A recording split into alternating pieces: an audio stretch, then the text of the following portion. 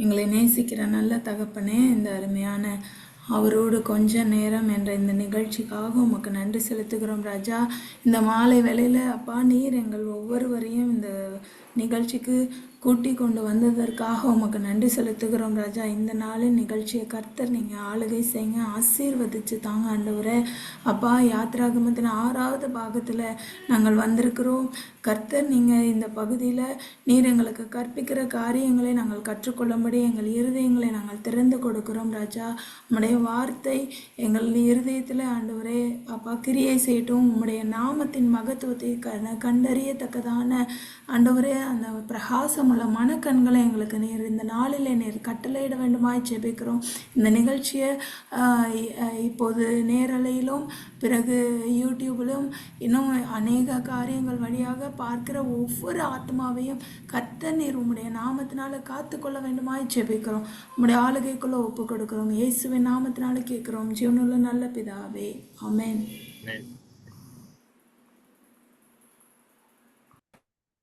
அந்த ad video போடுமா?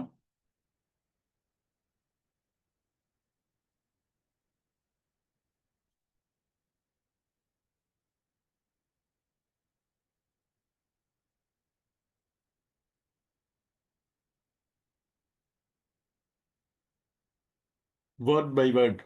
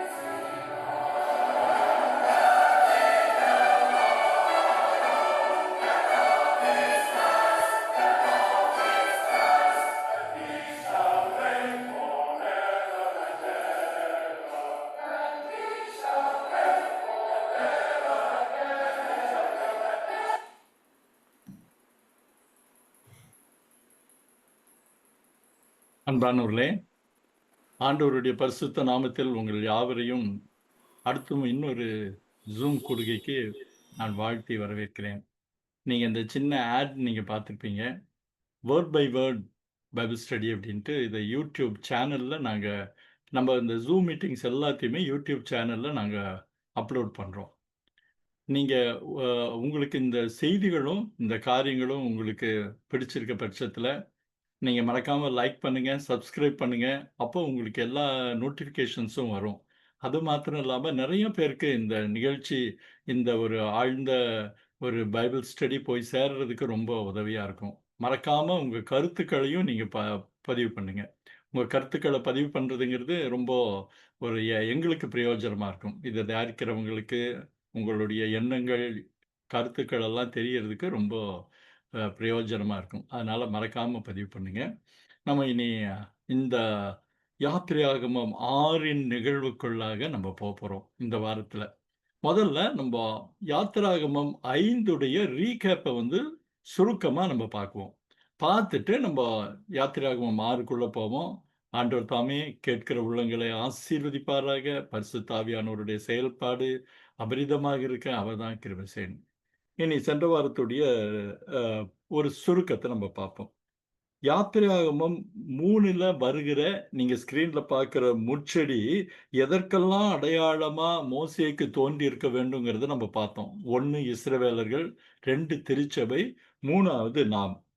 இந்த 3 காரியங்களுமே ஆண்டவருடைய அந்த முட்செடி வேகாதிருக்கிற மாதிரி நமக்கு வந்த பிரச்சனைகள், ஆக்கினைகள் இருந்தாலும் வெந்து அழிந்து போய்விடாதபடி ஆண்டவர் நம்மை காப்பாற்றுகிறவராய் இருக்கிறார் என்பதற்கான ஒரு அடையாளமா இதை நம்ம பார்த்தோம். அது இன்னொரு காரியத்தை கூட நம்ம பார்த்தோம். ஆதியாகமத்தில் நம் முற்பிதாக்களோடு தேவனின் சந்திப்புகள் பற்றி தெரிந்திருந்த மோசேக்கு, இந்த காரியத்தை நீங்க கொஞ்சம் கவனிக்கிறது நல்லது. ஏன்னா, நமக்கு எல்லாருக்கும் தெரியும். ஆதியாகமம் மோசே எழுதினதொன்றுன்னு நம்ம விசுவாசிக்கிறோம்.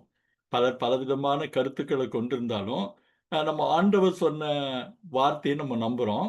ஏன்னா, சக் மிஸ்லர் ஒரு தடவ அதான் சொன்னாரு. அவங்க பலவிதமான நிரூபணங்கள சொன்னாலும், ஆண்டவர் தெளிவா சுவிசேஷத்துல லூக்காவுல இந்த பகுதி எழுதின மோசே என்னைப் பற்றி எழுதினது அப்படின்னு சொல்ற காரியத்த சொல்றத நம்ம பார்க்கிறோம். அப்போ அந்த முற்பிதாக்களோடு தேவன் சந்தித்த காரியங்கள பற்றி தெரிஞ்சிருக்கிற மோசேக்கு, இந்த தேவனுடைய இப்போதைய இந்த தரிசனமும், அவருடைய குரலும் ஒரு பிரம்மாண்டமான வியப்பா தெரிஞ்சிருக்கணும். மோசேயை அப்புறம் அது மாத்திரம் இல்ல, அவன் அந்த முட்செடியை பார்த்து போறான். மோசேயை ஆண்டவர் மோசே, மோசே என்று பெயர் சொல்லி அழைக்கிற ஒரு காரியம். அங்கே நெருங்கினதும், "நீ உன் பாதரட்சியை கழற்றி போடுன்ற குரல் பேசுவது கர்த்தர் தான்ங்கிறத அவனுக்கு உறுதிப்படுத்தி இருக்க வேணும். அங்கேயே ஒருவேளை பயந்து நின்றிருந்த அவனுக்கு ஒரு ஆண்டவருடைய அடுத்த வார்த்தைகள் ஒண்ணு இருக்கும். நீங்க இந்த ஸ்கிரீன்ல பார்க்கிறீங்க. "உன் கால்களில் இருக்க பாதரட்சையை கழற்றி போடு. நீ இருக்கிற இடம் பரிசுத்த பூமின்னு" ஆண்டவர் சொல்றாரு. அப்ப அவனுக்கு தெளிவா தெரிஞ்சிருச்சு. பேசுகிறது சர்வ வல்லவர் அப்படின்னு. ஆண்டவர் பேசுறாரு அப்படின்னு சொல்லி அவருக்கு புரிய ஆரம்பிச்சது. கர்த்தருடைய தூதன் அப்படின்ட்டு இருக்கும். சில இடங்கள்ல ஆஞ்சல்ன்னு இருக்கும். ஆனா அது ஆண்டவர் பேசுறாருங்கிறது நமக்கு எல்லாருக்கும் தெரிஞ்ச விஷயம். அவன் அதை கிட்டி சேர போகிறப்ப தான் அந்த வார்த்தையை சொல்றாரு. சொன்னதுக்கு அப்புறம் ஆண்டவர் சொல்றாரு, உன் பிதாவும்" நம்ம அந்த வார்த்தையை திரும்ப திரும்ப வலியுறுத்தணும். ஏன்னா நம்ம தமிழ் பதிப்புல அந்த வார்த்தை கிடையாது. அதனால நீங்க நல்லா கவனிக்கணும். தமிழ் பதிப்புல உன் உன் பிதான்னு இருக்காது. ஆபிரகாமின் தேவனும், ஈசாக்கின் தேவனும் நீங்க அந்த பகுதியை நீங்க ரெஃபர் பண்ணி பார்த்தீங்கன்னா, உங்கள் பிதாக்களாகிய தேவன்கிறதோடு இருக்குதே தவிர, உன் பிதாவின் தேவனாகிய கர்த்தர் அப்படிங்கிற வார்த்தை இல்லை. ஏன் உன் பிதாவின் தேவனா பல ஆங்கில பதிப்புகள I am the God of you thy father, I am God of your father அப்படின்னு நீங்க பார்த்தீங்கன்னா, இந்த எபிரேய மொழியில ஒற்றை இதுல இருக்கு. அதாவது ரொம்ப பெர்சனலா சொல்ற மாதிரியான வினைச்சொல் உண்டு அங்க. நீ இருக்கிறவர் அப்படின்னு. இந்த வார்த்தை ஏன் நமக்கு ரொம்ப முக்கியங்கிறத நம்ம பார்த்தோம். ஏன்னா, அ அவன் தன்னுடைய அடையாளத்தையும், தான் யார் என்பதையும் பல வருஷங்களா நினைச்சு குழம்பிக் கொண்டிருந்த மோசேக்கு, ஒருவேளை தான் எகிப்தியனா, தான் எபிரேயனான்னு குழம்பிட்டு இருந்தேன். நீங்க அந்த படத்த கூட பார்த்து போன வாரமெல்லாம் பேசினோம். ஒரு பகுதி எபிரேய உருவம், இன்னொரு பகுதி எகிப்திய உருவம். ஸோ இந்த அடையாளத்தை தேடிக்கொண்டிருந்த மோசேக்கு, தான் ஏன் 2 பக்கமும் அங்கீகரிக்கவில்லைன்ற குழப்பத்தில் இருந்த மோசேக்கு, தனக்கு என்னதான் பொறுப்புன்னு யோசனை பண்ணிட்டு இருந்த மோசேக்கு, இந்த உன் பிதாவாகிய தேவன்கிறது அவனுடைய குழப்பத்தை எல்லாம் தீர்க்கிற முதல் வெளிச்சமாக அவனுக்கு இருந்திருக்கணும்னு நம்ம பார்த்தோம்.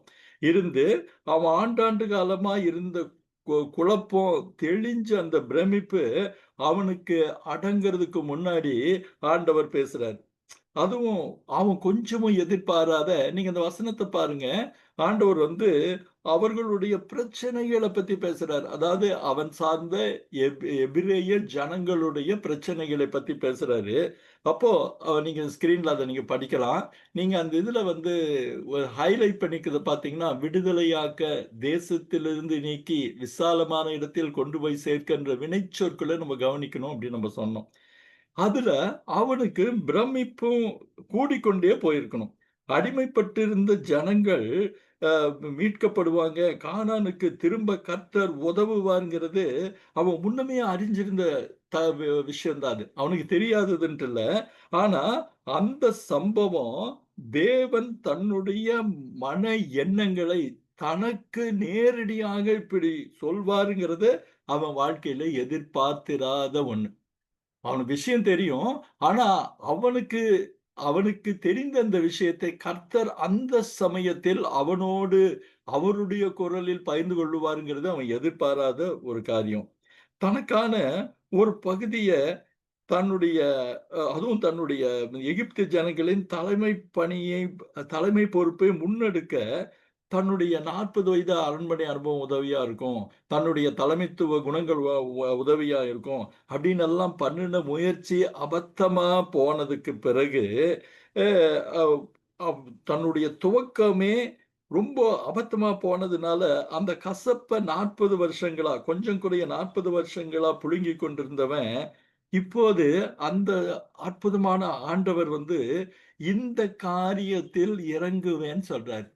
இதுக்கு முந்தின வசனம் 9வது வசனத்தில் பார்த்தீங்கன்னா, இறங்குவேன். அந்த இறங்குவேன்ங்கிறது வந்து ஆண்டவருடைய நீங்க ஹைலைட் பண்ணியிருக்கிறத பார்க்கிறீங்க. இறங்குவார்ங்கிறத நம்ம போன டைம் எப்படி பாபேல் கோபுரத்தில வர்றப்போ இந்த ஒரு பதம் பயன்படுத்தினத நம்ம பார்த்தோம். அதாவது இறங்கினேன் என்கிற காரியம் ஆண்டவர் நேரடியாக தலையிடுகிறார் என்கிற ஒரு அர்த்தத்தை சொல்லுகிறதுன்னு அந்த 2 வசனங்கள வச்சு நம்ம பார்த்தோம். அப்போ அந்த ஆண்டவர் பேசுறத பார்த்து அவன் அதிசயித்து நம்ப முடியாம பார்த்துக்கிட்டு இருக்கிறப்பதான் இந்த வசனம் 10 அவனுக்கு இன்னொரு ஆச்சரியத்தையும் அதிர்ச்சியும் கொடுத்திருக்குது.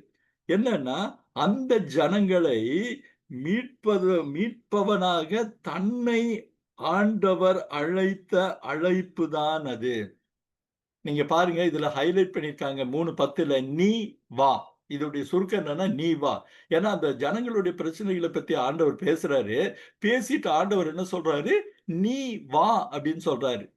இவன் வந்து அவர் விடுவிக்க போறத பத்தி ஏதோ பேசுவார்ன்னு நெனைக்கிறப்போ, அந்த விடுவிப்பதற்கான தலைமை பொறுப்பை தனக்கு கொடுப்பதாக அவர் அழைக்கிற அழைப்பு, அவன் கொஞ்சமே எதிர்பாராத ஒரு காரியம்.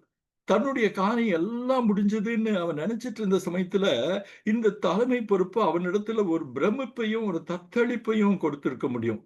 அப்போ அ அவ இன்னொரு காரியமும் அவன் வந்து இது 2 பெரிய காரியங்கள வந்து அவன் யோசனை பண்ணியிருந்தான்.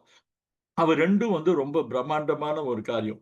அது என்னன்னா, எகிப்திய பார்வோனுடைய வல்லமை, பராக்கிரமம், அதிகாரம் எவ்வளவு பிரம்மாண்டமானதுன்னு அவனுக்கு தெரியும். 2வது காரியம் என்னன்னா, கட்டுக்கடங்காதபடி இருக்கிற இந்த எபிரேய மக்களுடைய பெருந்திரளான கூட்டம். இந்த 2 காரியத்தையும் எப்படி நான் இணைக்கப் போகிறேன்? பார்வோனிடத்துல போயி இவங்கள கேட்கிறேன்ற காரியத்தை எப்படி நான் செய்யப் போகிறேன்ற அந்த அந்த பணி அல்லது அந்த சவால் அவன வந்து திகைக்க வச்சிருக்குது. அத விட என்னன்னா, இன்னொரு காரியத்தையும் இதுல பார்க்கலாம். முதல்ல வந்து இஸ்ரேல் ஜனங்களும் ஒரு பெரிய மலையாட்டை, பார்வோன் இன்னொரு பயங்கரமான ஆளு. இவங்க 2 பேத்துக்கு நடுவுல செயல்பட வேண்டிய அந்த காரியத்தோட பிரம்மாண்டம் அவனுக்கு தடுமாற வச்சது மாத்திரம் இல்ல, திகைக்க வச்சு, ஒருவேள என்ன பண்றதுன்னு தெரியாம ஒரு பெரிய சவாலா அவன் முன்னாடி இருந்திருக்கலாம். இன்னொரு காரியம் என்னன்னா, அ அவர் ஒரு காரியத்த சொல்றாரு.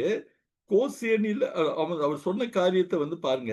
கோசேனிலிருந்து இது ஆண்டவர் சொல்லல. கோசேனிலிருந்து கானான் அதாவது அந்த அடுத்த வசனத்த நீங்க பார்த்தீங்கன்னா, உங்களுக்கு ஒரு அடையாளமாக இருக்கும் அப்படின்னு நம்ம பார்க்கலாம். அதாவது இந்த பகுதியிலே வந்து நீங்கள் ஆராதனை செய்வது உங்களுக்கு ஒரு அடையாளமாக இருக்கும்னு ஆண்டவர் சொல்றாரு. இங்க 3:12ல அந்த வசனத்த நீங்க பார்க்கிறீங்க.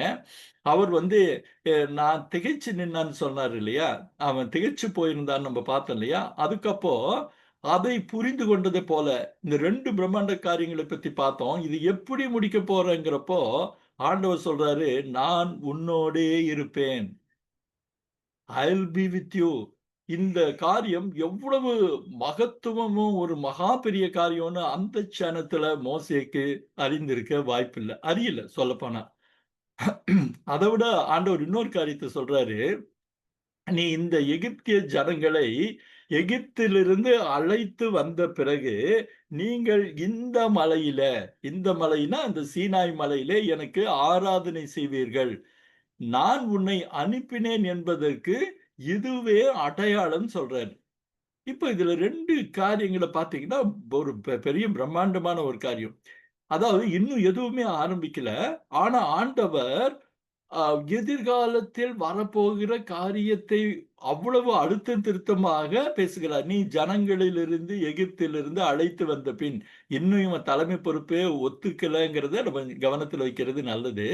அந்த ஜனத்துக்கு இவன் "சரி ஆண்டவரே, நீங்க சொல்றபடி போகிறேன்னு" இன்னும் ஆண்டவருக்கு அவன் சம்மதத்த கொடுக்கல. ஆனா ஆண்டவர் என்ன சொல்றாரு, "நீ ஜனத்தை எகிப்திலிருந்து அழைத்து வந்த பிறகு" என்னமோ அழைச்சு வந்துட்ட மாரி ஆண்டவர் சொல்றாரு. "இந்த மலையில் தேவனுக்கு ஆராதனை செய்வீர்கள்." அதாவது நம்ம ஏற்கனவே பார்த்த வண்ணமாக, சீனாய் மலையில் ஆராதனை செய்வீர்கள் அப்படின்னு. இது ஏன் அவனுக்கு ஒரு பெரிய குழப்பமா இருக்குன்னு கேட்டா, இந்த மேப்ப நீங்க பார்க்கிறீங்க. முதல்ல அவங்க கோசோன் தேசத்திலிருந்து மேல அந்த கானான் தேசத்துக்கு பார்க்கிறோம். நம்ம அந்த யாக்கோபு, அவனுடைய புத்திரர் எல்லாம் வர்றப்போ, எங்கேயுமே கானான் மலைய தொட்ட மாதிரி இல்ல. அது கானான் மலைன்ற இது ஆ மோ தேவ பர்வதமாகிய ஓரேப் பர்வதத்தையோ, சீனாய் மலையோ தொட்ட மாதிரி இல்ல. நீங்க இந்த வழிகள பார்த்தாலே தெரியும். ஒருவேள இந்த சிவப்பு கோடு வந்து இன்னும் கொஞ்சம் மேல இருந்திருக்கலாம். பட் அத பத்தி கவல இல்ல. நீங்க பார்த்தீங்கன்னா, கோசேன் பகுதி இடது பக்கம் பார்க்கிறீங்க. வலது பக்கம் மேல இந்த அம்மோன், மோவாப், ஈதோம்னெல்லாம் பார்க்கிற இடம் தான் வந்து அதுக்கு கீழ சவுதி அரேபியான்னு இருக்கு. இந்த 2 கடல பார்க்கிறீங்க. கல்ஃப் சுயஸ் வளைகுடா, இந்த பக்கம் கல்ஃப் அக்கபா பட் பார்க்கிறீங்க. அந்த அது பக்கத்துல மீதியான் அப்படின்னு ஒரு லெட்டரையும் பார்க்கிறீங்க. இப்போ 2 காரியத்த நீங்க இந்த மேப்ல நீங்க பார்க்கிறது நல்லது. பாரம்பரியமா சீனாய் மலை, அதாவது ஜபல் மூசான்னு சொல்ற இடம் வந்து இந்த சீனாய் தீபகற்பத்துல நீங்க பார்க்கிறீங்க. ஆனா ரியல் மவுண்ட் சினாய்ன்னு சொல்லிட்டு இந்த மீதியான் தேசத்துல ஜபல் அல்லாஸ் அப்படிங்கிற இடத்துல சீனாய் மலை இருக்கிறதையும் இந்த மேப் நம்ம காமிக்குது. அப்போ கோசேன்ல இருந்து அவங்க கானான் போறதுக்கு நேரடி வழி இருக்கும்போது, எப்படி இந்த வழிக்கு வருவான் வர முடியும்னு சொல்லி அவனுக்கு ஒண்ணுமே புரியவே இல்ல. ஏன்னா அவர்கள் அது ஜனங்கள் நடக்கக்கூடிய அந்த பிசினஸ் ரூட்ன்னு சொல்லுவாங்க. பெரும்பாலும் பெரியவர்கள், அதாவது திரளான மக்கள் போகக்கூடிய தண்ணீர் வசதிகள் உள்ள, அங்கங்கே தங்கி இளைப்பாற வசதிகள் உள்ள வழிய தான் பெரும்பாலும் எல்லாம் தேர்ந்தெடுப்பாங்க. மோசேயும் அப்படிதான் தேர்ந்தெடுக்கிறான்னு நம்ம பார்க்கிறோம். ஆனா, அப்படி இருக்கும்போது, எப்படி இந்த கானாய் மலைக்கு சீனாய் மலைக்கு சாரி மறுபடியும் கானாய் இந்த சீனாய் மலைக்கு வர ஆண்டவர் சொல்ற இந்த படம் பார்க்கிறீங்க. இதுதான் முதல்ல இந்த படம். கானான்லருந்து கோசேன் பட்டணத்துக்கு போறதுக்கு, நீங்க அந்த மேப்ல பார்த்தீங்கன்னா, இதுதான் நான் சொன்ன நேரடி வழி. நல்லா பார்த்தீங்கன்னா, உங்களுக்கு நான் சொல்ல வர்றதுடைய முழு அர்த்தமும் புரியும். இப்படி ஒரு வழி இருக்கிறப்போ, முன்பு பார்த்த மேப் பிரகாரம் பாருங்க, இங்க கூட இந்த கல்ஃபா பக்கமா வலது கை பக்கத்துல தெரியுது. அந்த அதோடைய டிப் தெரியுது பாருங்க. சீனாய் பக்கத்துல இந்த ரைட் ஹேண்ட் சைட் ப்ளூ கலர்ல இருக்கிற கல்ஃப் வளைகுடாவ வந்து அவங்க கடந்து, இங்க இந்த பகுதி அந்த பாயிண்டர்ல அவங்க கவனிக்கிறத பாருங்க. இங்க அந்த பாயிண்டர்ல காமிக்கக்கூடிய அரபி தேசத்துக்கு அல்லது அங்க இருக்கிற ஓரேப் மலையில் இருக்கிற சீனாய் மலைக்கு எப்படி வர முடியும்னு சொல்லி அவனுக்கு புரியாத ஒரு புதிரா இருக்கு. அந்த புரியாத புதிரோட தான் அவன் இருக்கிறான். இப்போ வந்து நம்ப 12வது வசனத்திலிருந்து இதுவரைக்கும் நம்ம போன வாரத்துடைய போன ஜூம் மீட்டிங் உடைய சுருக்கத்த நம்ம பார்த்தோம். இனி வந்து இந்த வாரத்திற்கான காரியங்களுக்குள்ளாக நம்ம பார்ப்போம். அதாவது யாத்திராகமத்தின் 6 காரியங்களுக்காக பார்த்தோம். அதாவது அவன் வார்த்தைகளில் வ தன்னை அவர்கள் தெளிவாக ஏற்றுக்கொள்ளாத தடுமாற்றம் தொனிக்கிறத நம்ம பார்க்கிறோம். அவங்க எப்படிப்பா என்ன பண்ணுவாங்கன்னு. நீங்க பாருங்க, மோசே தேவனை நோக்கி, "நான் இஸ்ரவேல் புத்திரரிடத்தில் போய், உங்கள் பிதாக்களுடைய தேவன் உங்களிடத்தில் என்னை அனுப்பினார் என்று அவர்களுக்குச் சொல்லும்போது, அவருடைய நாமம் என்னவென்று அவர்களிட என்னிடத்தில் கேட்டால், நான் அவர்களுக்கு என்ன சொல்லுவேன்னு?" கேட்கிறான். அதாவது 40 வருஷத்துக்கு முன்னாடி அவன் செய்த முயற்சிகள், எபிரேய ஜனங்கள ஒருங்கிணைக்க செய்ற முயற்சிகள பத்தி போன தடவ பார்த்தோம் நம்போ. அதுல அவன் துவக்கமே தோல்வி அடைஞ்ச பிறகு, அவனுடைய பார்வோன் தன்னை கொல்ல வகை தேடினப்போ, அவனுக்கு பயந்து மீதியானுக்கு ஓடியிருக்கான். மீதியான்ல அவன் எத்திரோவின் ஆட்டு மந்தைகளை மேய்த்த வருஷங்கள் எல்லாம், தன்னுடைய தோல்விய பற்றி, தன்னை யாரும் குறிப்பா அந்த இஸ்ரேல் ஜனங்கள் அங்கீகரிக்காதத பத்தி புலம்பிக் கொண்டிருந்திருக்கணும். புழுங்கி கொண்டிருந்திருக்கணும், கசந்து கொண்டிருந்திருக்கணும். அப்போ அந்த ஒரு சூழ்நிலையில அவன் ஆண்டவரை நோக்கி ஒரு நம்பிக்கை இல்லாம கேட்கிறான். என்னன்னு கேட்டா, நான் போய் என்ன அவங்க அந்நியனா நினைச்சுட்டு இருக்காங்க. அவங்ககிட்ட போய் அந்த வசனத்த போடுங்க. 3:13 போடுங்கம்மா. 3:13 போடுங்க. நீங்க பார்த்தீங்கன்னா, அவங்க போயி 3:13 போடுங்க. அப்போ நீ பார்த்தாலே ஒரு எகிப்தியன் மாரி தெரியே. உங்கள் பிதாக்களுடைய தேவன் உங்களிடத்தில் அனுப்பினார்ன்னு நான் அவங்களுக்கு சொல்றப்போ, என்ன சோதிக்கிற மாதிரி அவங்க ஒரு இந்த வார்த்தைய கேட்டா நான் என்ன பதில் சொல்வேன்? என்ன வார்த்தை கேட்பாங்க? நீ வ வ ஒருவேளை நீ பார்வோன் அரண்மனையில க வளர்ந்திருப்பேன்னு நான் கேள்விப்பட்டிருக்கிறோம். இல்ல தெரியும் எங்களுக்கு. ஆனா, எங்களுடைய தேவன் பற்றி உங்ககிட்ட பேசினார் நீ சொல்றப்போ, அவருடைய நாமம் என்னன்னு நீ சொல்லுவியான்னு என்கிட்ட கேட்டா, நான் அவர்களுக்கு என்ன சொல்லுவேன் என்றான். இந்த கேள்வி ரொம்ப ரொம்ப ரொம்ப ரொம்ப ஆச்சரியமான ஒரு கேள்வி. நம்ம மிக கவனிக்க வேண்டிய ஒரு பகுதி. அவருடைய நாமம் என்ன? ஏன்னா எல்லாருக்கும் தெரியும் ஆபிரகாமின் தேவன், ஈசாக்கின் தேவன், யாக்கோபின் தேவன்ட்டெல்லாம் தெரியும். ஆனா, இப்போது அவருடைய நாமம் என்னன்னு அவங்க கேட்கிறப்போ, அவர்கள் சொல்லுகிற அவன் அவர்களுக்கு கடவுளிடமிருந்து பெற்று சொல்லப்போகிற வார்த்தையில தான், அவர்கள் அவனை நம்புவதற்கான காரணமும், ஒரு ஒரு ஆதாரமும் இருக்குன்னு நம்ம எடுத்துக்கலாம். நீங்க அ ம இன்னொரு காரியத்த கூட நீங்க கவனிக்கிறது நல்லது. அதாவது மோசேக்கு தேவனுடைய இந்த சந்திப்பு முதல் ஸ்கிரீன்ல இப்படியே இருக்கட்டும். இந்த சந்திப்பு ஒரு முதல் அனுபவங்கிறத நம்ம பார்க்கிறது நல்லது. அதுக்கு முன்னாடி நம்ம ஒரு காரியத்த நம்ம பார்த்திருக்கோம். இது மோசே தன்னுடைய அ ஆரம்ப நாட்களில், அதாவது பார்வோன் குமாரத்தியின் குமாரனாக அல்லது இளவரசனாகன்னு கூட பல இடத்துல சொல்றாங்க. வளர்ந்த நாட்கள்ல, அங்க எகிப்தில் இருக்கிற சகல சாஸ்திரங்களிலும் கற்பிக்கப்பட்டு, வாக்கிலும், செய்கையிலும் வல்லவனானான். பெஸ்ட் எஜுகேஷன் அவனுக்கு கிடைச்சிருக்கு. பெஸ்ட் எஜுகேஷன் கிடைக்கிறப்போ, அவர்களுடைய கடவுளர்கள் பத்தியும் அவனுக்கு தெரியும். அவர்களுடைய சாஸ்திரங்கள், அவர்களுடைய பழக்கவழக்கங்கள், அவர்களுடைய கலாச்சாரங்கள், அவர்களுடைய இலக்கியங்கள் எல்லாவற்றிலுமே கற்பிக்கப்பட்டு, அதுவும் எபிரேயர்ல அந்த கடைசி வார்த்தை பாருங்க, வாக்கிலும், செய்கையிலும் வல்லவனானான். அதுல எக்ஸ்பர்ட் ஆயிருக்கிறான். அப்போ அந்த அனுபவத்துல அ தேவன பத்தியும் தெரிஞ்சிருக்கணும். இஸ்ரேல் ஜனங்களுடைய தேவன பத்தி தெரிஞ்சிருக்கணும். அவங்க முற்பிதாக்களை பத்தி அவங்க அவனுடைய பல எபிரேய இவர்கள் மூலமா அவன் கேள்விப்பட்டிருக்கலாம். ஆனா, தன்னுடைய கல்வி அறிவிலும், சிந்தையிலும், அவன் மனசுக்குள்ளயுமே தெரிஞ்சிருந்த அந்த தேவன், இப்படி நல்லா கவனிங்க. தங்களுடைய அறிவில் மாத்திரம் தெரிஞ்சிருந்த இந்த தேவன், இப்படி பிரத்யட்சமாக நேரில முகமுகமாய் பேசுவதைப் போல பேசும்போது, இதை எப்படி விளங்கிக் கொள்றது? இதை எப்படி பார்வோனுக்கும், இஸ்ரேல் மக்களுக்கும் நான் இந்த அனுபவத்த, இந்த காரியத்த நான் எப்படி சொல்லப் போறேன்? அப்படின்னு சொல்லி அவனுக்கு புரியாம திகைச்சிருக்கான். அதுவும் தன்னை இதுவரைக்கும் அவங்க ஏற்றுக்கொள்ளாத சூழல் அவனுக்கு ஒரு பெரிய உறுத்தல். அப்போ தேவன் என்னோடு பேசினார்னா, நான் நிஜத்த சொல்லலன்னு என்ன சோதிக்கிறதுக்காக தான் அவங்க அவருடைய நாமம் என்ன என்று என்ன கேட்பாங்க. அவங்கள நான் எப்படி நம்ப பண்ணுவேன்? என்ன வார்த்தைய சொல்லி நம்ப பண்ணுவேன்? ஏன்னா, தேவனைப் பற்றி அதுவரை நான் அறிந்திருந்ததெல்லாம், நான் கல்வி சாலையில் கற்றது, மற்றவர்கள் சொல்ல கேட்டது, அல்லது செவி வழி அனுபவமும், அறிவு மாத்திரம் தான்.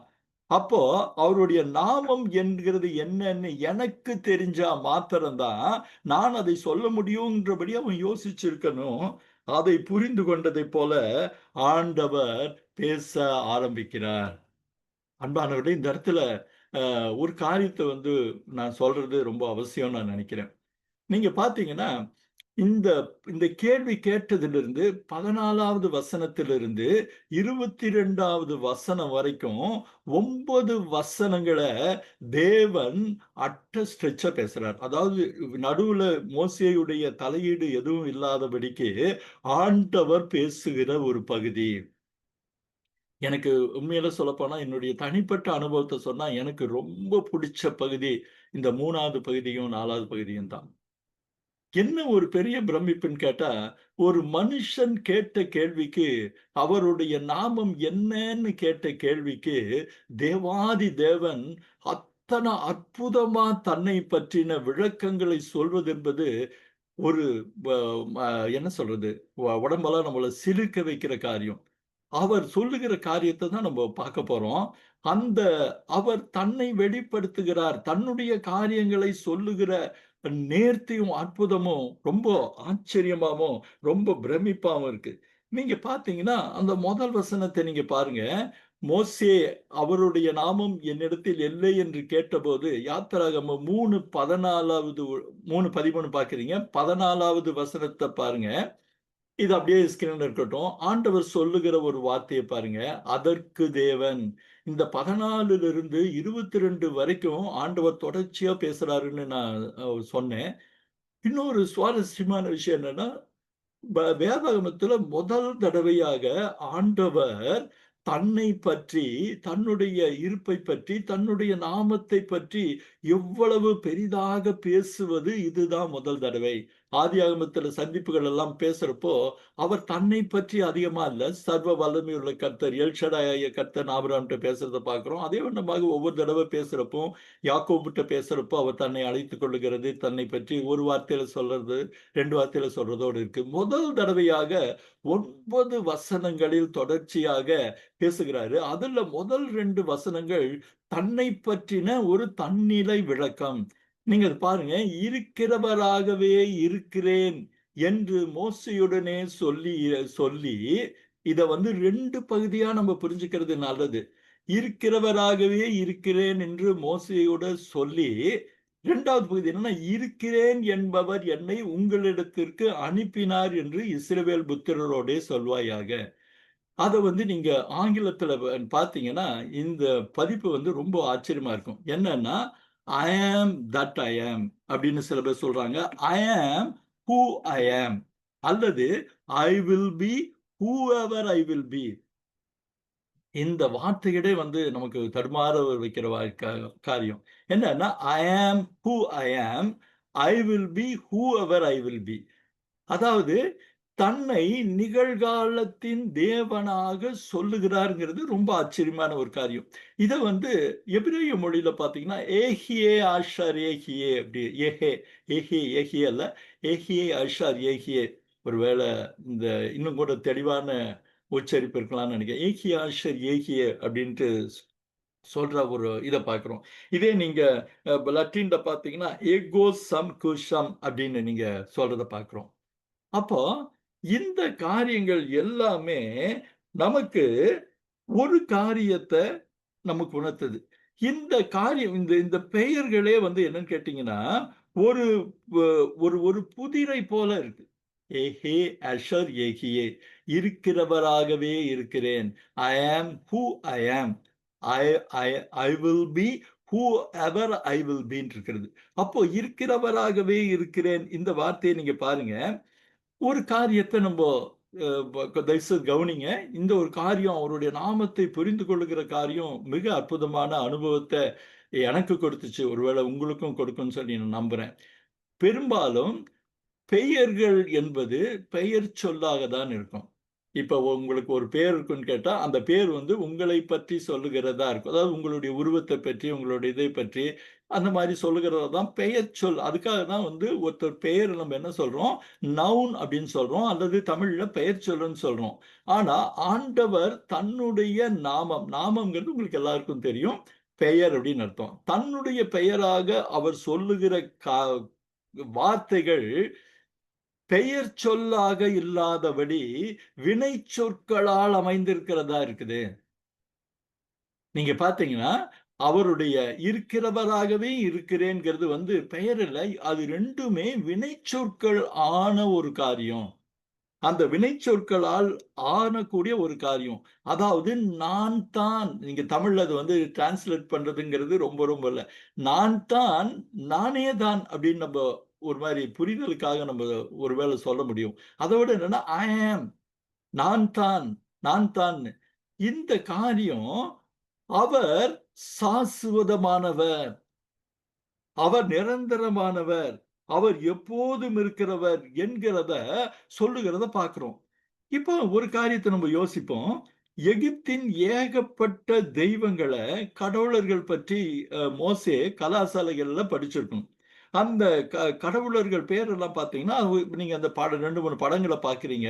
அவங்களுக்கு ஒவ்வொன்னுக்கும் ஒரு கடவுள வச்சிருந்தாங்க. செழிப்புக்கான ஒரு கடவுளு, மழைக்கான ஒரு கடவுளு, அப்படின்னு சொல்லி எல்லா கடவுளுக்கான பெயரும், அவர் என்ன செய்தார், செய்யப் போகிறார்ன்னு அவர்கள் நம்பினதை பெயராக வைத்திருக்கிறார்கள். சூரியனுக்கு ரா என்று பெயர் வச்சிருந்தாங்க.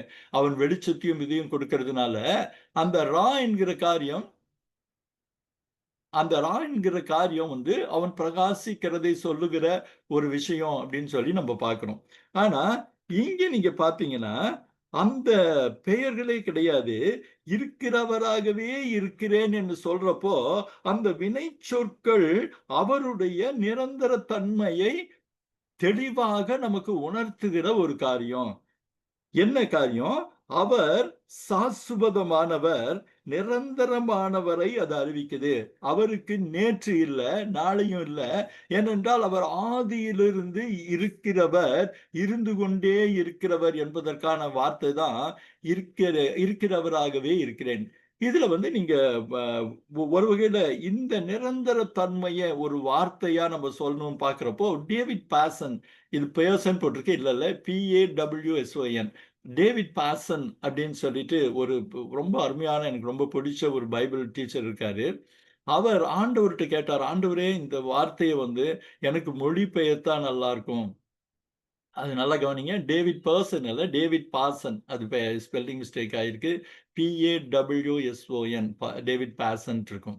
அவர் ஆண்டவர்ட்ட கேட்டாராம், இந்த வார்த்தைய நான் ஒருவேள எப்படி நான் வந்து எங்க மக்களுக்கு, அவர் இங்கிலாந்து தேசத்தை சேர்ந்தவரு. எங்க மக்களுக்கு புரியிற மாதிரி ஐ ஆம் ஹூ ஐ ஆம்ங்கிறத, இல்லாட்டி I will be whoever I will பிங்கிறத அந்த மூல மொழியின் அர்த்தத்தோடு சொல்லக்கூடிய ஒரு ஆங்கில வார்த்தை எனக்கு வேணும் ஆண்டவரேன்னு கேட்கிறப்போ, தனக்கு ஆண்டவர் ஒரு வார்த்தையை கொடுத்ததா சொல்றாரு. அந்த வார்த்தை என்னன்னா, ஆல்வேஸ். அதாவது யெகோவாங்கிறது வந்து ஆல்வேஸ் அப்படின்ற ஒரு வார்த்தையை சொல்றாரு. அப்ப ஆல்வேஸ்னா எப்போதும்னு நம்ம டிக்ஷனரி அர்த்தத்தை பார்க்கிறோம்.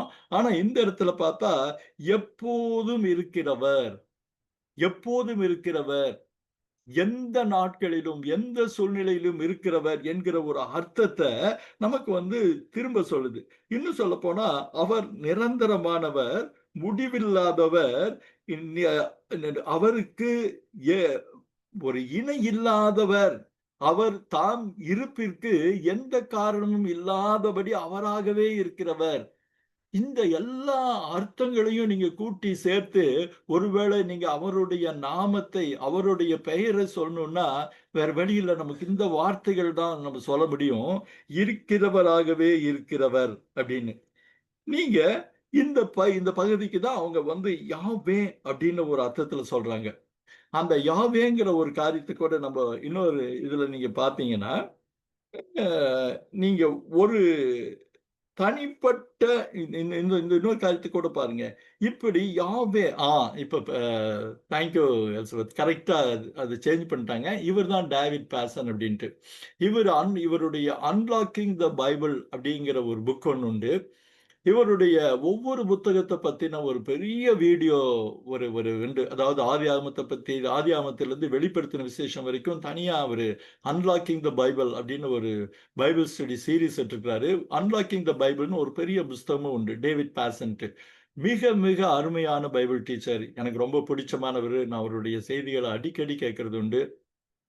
தெள்ளத் தெளிவான ஆங்கிலத்துல ரொம்ப அழகா பேசுறவர். அப்போ அவர் சொல்ற இந்த வார்த்தை, எப்போதும் இருக்கிறவர், அவர் நிகழ்காலத்திலேயே இருக்கிறவர் அப்படின்னு சொல்லி நம்ம அத பார்க்கிறோம். இன்னைக்கு வந்து நம்ம திரும்ப இன்னொரு அப்ப அந்த யாவே அப்படின்ற பேருக்கு எப்போதும் இருக்கிறவர் என்பது சரி. இந்த யாவே என்ற பெயரை ஆண்டவர் எதற்கு மோசேக்கு சொல்லப்படணும் அப்படின்னு பார்த்தா, ஆ இன்னொரு ஸ்காலர் ஒருத்தர் நீங்க இந்த லெட்டர்ல கூட பார்க்கிறீங்க. யோட், ஹே, வா, ஹே அப்படின்னு அந்த இந்த லெட்டர் இருக்கும். இது வந்து உங்களுடைய பார்வைக்கு ஒரு தெளிவுக்காக சொல்றது. மேல இருக்குது யோட், ஹே, வா, ஹே அப்படின்னு ஒரு அவருடைய நாமம், ஆண்டவருடைய நாமம். இத வந்து யாவேன்னு சொல்லுவாங்க. இல்லன்னா யாவே அப்படின்னு சொல்லுவாங்க. இந்த யாவேன்ற தனிப்பட்ட பெயரை மோசேக்கு தருவது அவனுக்கு ஒரு புது வெளிச்சத்தை தருவதற்காக அப்படின்னு இந்த இன்னொரு வேத பண்டிதர் கார்மெனியம்ஸ் சொல்றாங்க. அதற்கான ஒரு அழகான காரணங்களும் ஏன் இந்த பெயரை மற்றவர்களுக்கு முன்னால இல்லாதபடி இப்போது மோசேக்கு மாத்திரம் தருகிறார் என்பதற்கு ஒரு அழகான ஒரு அர்த்தம் உண்டு. எகிப்திய கலாச்சாரத்துல நம்ம பல கடவுளர்களை மோசே அறிஞ்சிருந்தான்னு நம்ம பார்க்கிறோம்.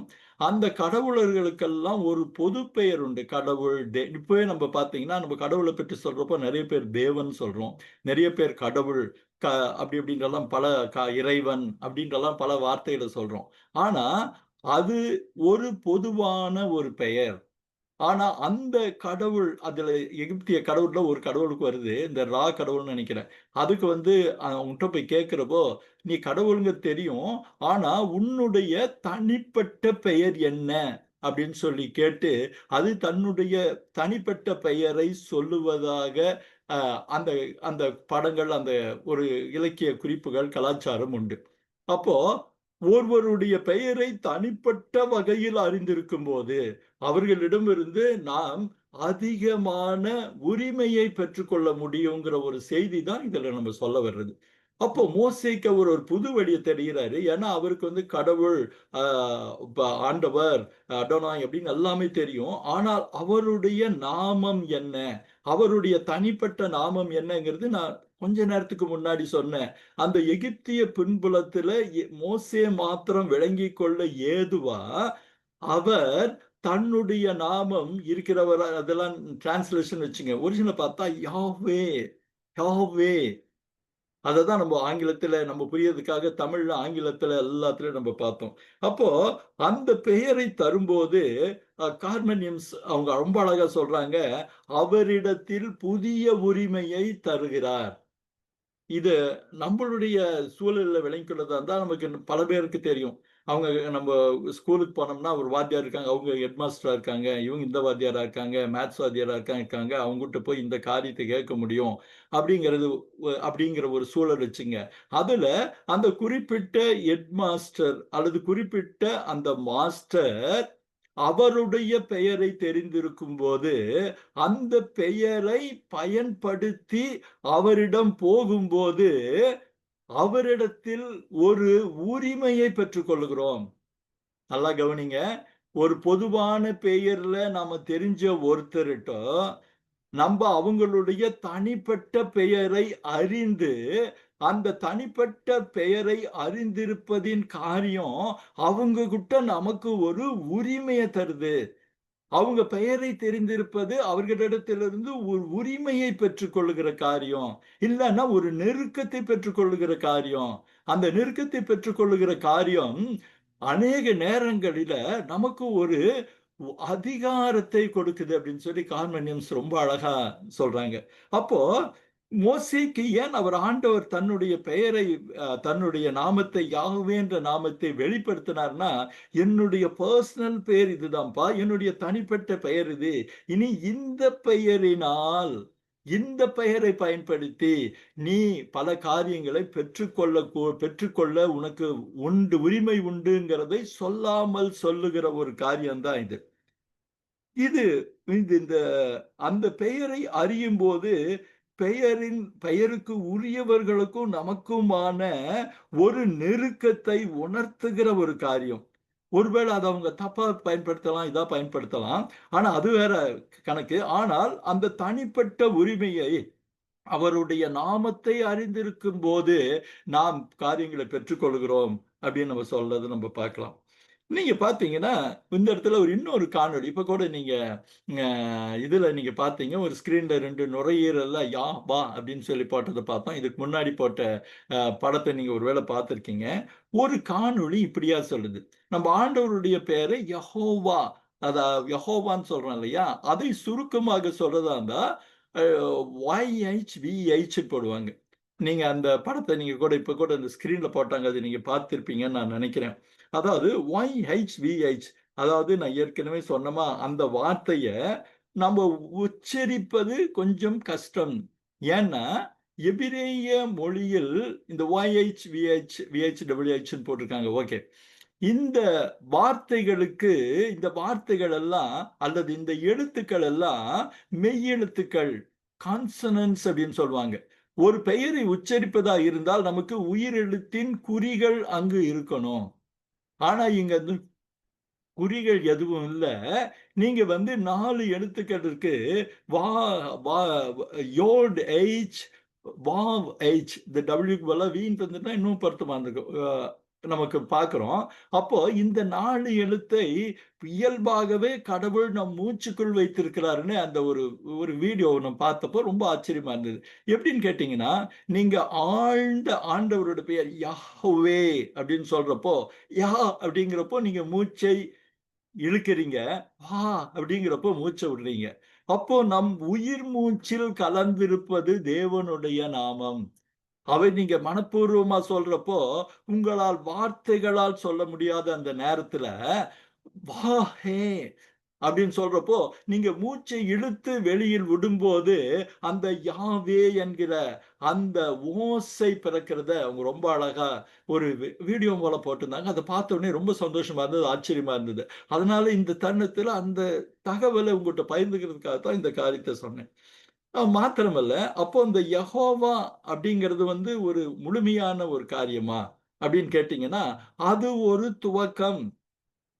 இதுக்கு முன்னாடி கான்வெனிம்ஸ் இன்னொரு காரியத்த சொல்றாங்க. மோசேக்கு அவருடைய நாமம் என்ன என்று கேட்டப்போ, ஆண்டவர் தெளிவாக பதில் அளித்தார்ன்னு கேட்டா, பதில் அளித்தார். அப்புறம் பார்த்தா, இன்னொரு காரியமும் சொல்லலாம். பதில் அளிக்கவில்லைன்னு 2 பாரடாக்ஸ், அதாவது ஒரு முரண் கூட அவங்க சொன்னதா ஒரு நினைக்கிறதுக்கு ஒரு இடம் இருக்கு. ஏன்னா, இந்த யாவே என்கிற அந்த பெயரின் காரணம் வெறும் தொடக்கம் தான். இது பார், என் பேர் யாவேன்னு இருக்குது. இந்த யாவே பெயர் முழுமை அல்ல. நாம் பெற்றுக்கொள்ளுகிற அனுபவத்தில் நான் சொன்ன அந்த ஒரு வீடியோ அதுதான். அ அது சவுண்ட் வருமா என்னன்னு தெரியல. நீங்க பார்க்கலாம். YHVHன்னு இருக்குது இல்லையா? இந்த வார்த்தையை நீங்க சொல்லும்போது, உங்க உயிர் மூச்சில், அதாவது நீங்க நுரையீரலில் காற்றை இழுக்கும்போது, யா வே யா வே அப்படின்னு நீங்க சொல்றத நாங்க பார்க்கிறோம். சரி, நம்ம போய் பார்ப்போம். நமக்கு அந்த First word you have ever spoken when you came out of the mother's womb was the personal name of God. And the last word you will ever speak in this life, the last breath you will take on your deathbed, will be the name of God. You will leave this earth when His name no longer fills your lungs. Imagine when you are sad and you sigh heavily, you are calling out His name. When your heart is broken and you don't know what else to say, and all you can do is to sob in tears and gasp for breaths, you are calling out His name. You gotta watch this. How do you pronounce YHWH when there is no vowels? To say it correctly, you don't use your tongue and you can't close your lips. So His name imitates the natural act of breathing as you inhale and exhale. So this is how YHWH sounds like.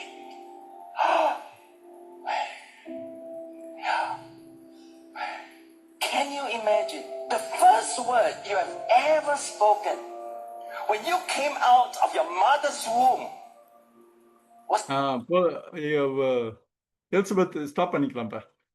நீங்க இந்த காணொளிய நீங்க ஒருவேளை நாங்க இதுல Zoomல போட முடியுமா அப்படின்னு டவுட்ல இருந்தது. அத பார்க்கிற மாரி ரொம்ப அழகா போட்டாங்க. ஆண்டவருக்கே அந்த மகிமை உண்டாகட்டும். இப்ப நீங்க பார்த்தீங்கன்னா, ஏற்கனவே சொன்னேன். அப்போ அந்த யாவேன்றது ஒரு துவக்கம் மாத்திரம் தான்னு. அப்போ மற்ற பேர் என்னன்னு கேட்டீங்கன்னா, அவர்கள் யாத்திரை ஆகமத்தில் தொடர்ந்து போகும்போது அவர்கள் பெற்றுக்கொள்ளுகிற அனுபவங்கள், அந்த அனுபவங்களின் சாரங்கள் இந்த யெகோவா கூட சேரப்போகுது. நீங்க யாத்திராகமத்தை நீங்க படிச்சீங்கன்னா, முதல்ல இந்த 3வது அதிகாரத்துல தன்னை யாவே, யெகோவா அப்படின்னு பெயர் சொன்னத பார்த்தோம். இதுல நீங்க பார்த்தீங்கன்னா, இந்த அனுபவங்கள்ல வந்து பின்னாடி நீங்க இன்னொரு காரியம் இருக்குது. என்னன்னா, அவர்கள் வெற்றி கிடைக்கும் போது யெகோவா நிசின்னு சொல்றாங்க. தங்களுக்கு சமாதானத்தை உண்டு பண்ணுகிற அனுபவங்கள் வரும்போது அவங்க என்ன சொல்றாங்க? யெகோவா ஷாலோம். அவர் கூட இருக்கிறதை உணரும் போது யெகோவா ஷம்மா, இப்படி சொல்லிக்கொண்டே போகலாம். அப்போ இந்த முதல் வார்த்தைகள், முதல் பகுதி யெகோவாங்கிற அந்த பகுதி அவருடைய தனிப்பட்ட பெயர். நீங்க ஒருவேளை நீங்க உங்களுடைய ஆங்கில வேதாகமத்துல நீங்க பார்த்தீங்கன்னா, அவங்க கார்மெனியம்ஸ் சொல்லக்கூடிய இன்னொரு காரியத்தை உங்ககிட்ட சொல்றேன். தமிழ்ல அது வந்து அவ்வளவு தெளிவா போடல. ஆனா ஆங்கிலத்துல இந்த யெகோவா, அதாவது அவருடைய பர்சனல் நேம் என்று வரக்கூடிய ஆங்கில வார்த்தையை வந்து லார்ட் அப்படின்னு போட்டிருப்பாங்க. அதாவது கேப்பிட்டல் எல், கேப்பிட்டல் ஓ, கேப்பிட்டல் ஆர், கேப்பிட்டல் டி, லார்டுன்னு இருக்கும்.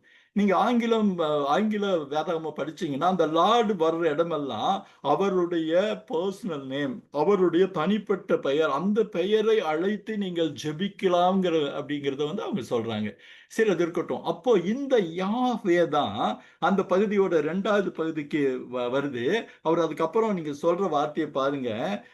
3:15 யாத்திராகமம் 3:15 நீங்க பார்த்தீங்கன்னா, அதுக்கு முன்னாடி போடுங்கம்மா. அந்த முன்னாடி இது போடுங்க. நான் சொன்ன ஒரு வார்த்தை இருக்கு. பார்த்தீங்கன்னா, யெகோவா ஈரே, யெகோவா ரஃபா, யெகோவா ஷம்மா, யெகோவா ஷாலோம், யெகோவா நிசி, யெகோவா ரா, யெகோவா திஷ்கனு. நீங்க பார்த்தீங்கன்னா, அந்த ஒவ்வொரு பெயருக்கு கீழ அந்த வேதாகமத்து வசனங்கள போட்டிருப்பாங்க. அந்த வசனங்களில் நாம் பார்க்கக்கூடிய சம்பவம், நீங்க ஒருவேளை நீங்க வீட்ல போய் பைபிள்ல பார்த்தீங்கன்னா, அந்த சம்பவத்தை பொறுத்து அந்த யெகோவா என்கிற அவருடைய தனிப்பட்ட பெயரிலே அந்த இன்னொரு காரியம் சேருது. இந்த ப்ரிஃபிக்ஸ் சஃபிக்ஸ்ன்னு சொல்றாங்க இல்லையா? அந்த சஃபிக்ஸ் சேருது. யெகோவா ஜீரே ஆகுது, யெகோவா ரஃபா ஆகுது, யெகோவா ஷம்மா ஆகுது.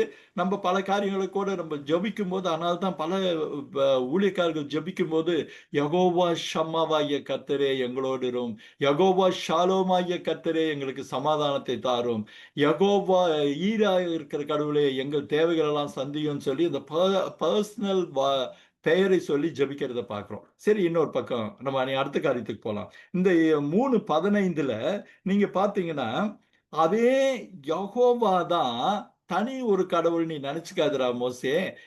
அதே கடவுள் தான் என்ன சொல்றாரு? நான் ஆபிரகாமின் தேவனும், ஈசாக்கின் தேவனும், யாக்கோபின் தேவனுமாய் இருக்கிற உங்கள் பிதாக்களுடைய தேவனாகிய கர்த்தர். அப்போ அத நம்ம இன்னும் சேர்த்து பார்த்தோம்னா, யெகோவா யெகோவாவே தான் முற்பிதாக்களின் தெய்வமாக இருக்கிறார். முற்பிதாக்களின் தெய்வமாக இருந்து கொண்டிருக்கிறார் என்ற காரியத்தை சொல்றாங்க. சொல்லிட்டு இத நீ போய் அவங்க கிட்ட, இஸ்ரேல் மக்கள் கிட்ட நீ சொன்னீன்னா அவர்கள் உன்னை ஏற்றுக்கொள்வார்கள். ஏன்னா அவர்களுக்கு வந்து நாமம் தலைமுறை தலைமுறையாக இதுவே என் பெயர் பிரஸ்தாபம் அப்படின்னு நம்ம அவங்க சொல்ற ஒரு காரியத்தை நம்ம பார்க்கிறோம். அப்போ அவர்கள் அதை ஏற்றுக்கொள்வார்கள் அப்படின்னு சொல்றாங்க. செகண்ட், நீ அடுத்த வசனத்துக்கு நீங்க போய் பார்க்கலாம். அதற்கு வந்து 16வது, நீ போய் மூப்பர்களை கூட்டி.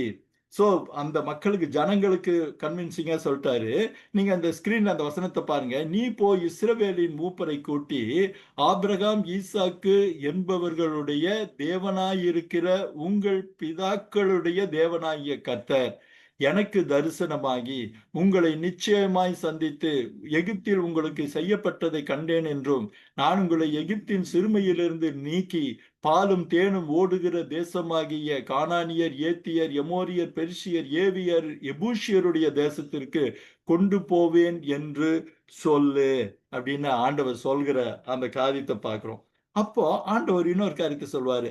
இந்த விளக்கத்தை நீ சொல்லும் போது, அதாவது அவருடைய உனக்கு மாத்திரம் வெளிப்படுத்தின அந்த நாமத்தையும் அதன் தொடர்ச்சியாக அவர்கள் அறிந்திருக்கிற காரியத்தையும் இணைத்து சொல்லும்போது, நிச்சயமாகவே தாங்கள் சேவிக்கிற, வணங்கி கொண்டிருக்கிற தெய்வம் உனக்கு தரிசனமாச்சுன்னு அவங்க நம்புவாங்க.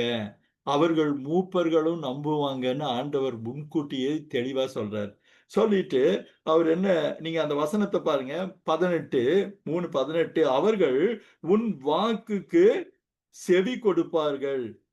அப்பொழுது நீயும் இஸ்ரவேலின் மூப்பரும் நீங்க என்ன பண்ணணும், போய் எகிப்தின் ராஜாவினிடத்தில் போய் எபிரேயர்களுடைய தேவன் கர்த்தர் எங்களை சந்தித்தார், எங்களை போக விட வேண்டும் என்று சொல்லுங்கள் அப்படின்னு சொல்லி சொல்லுங்க அப்படின்னு சொல்றாரு.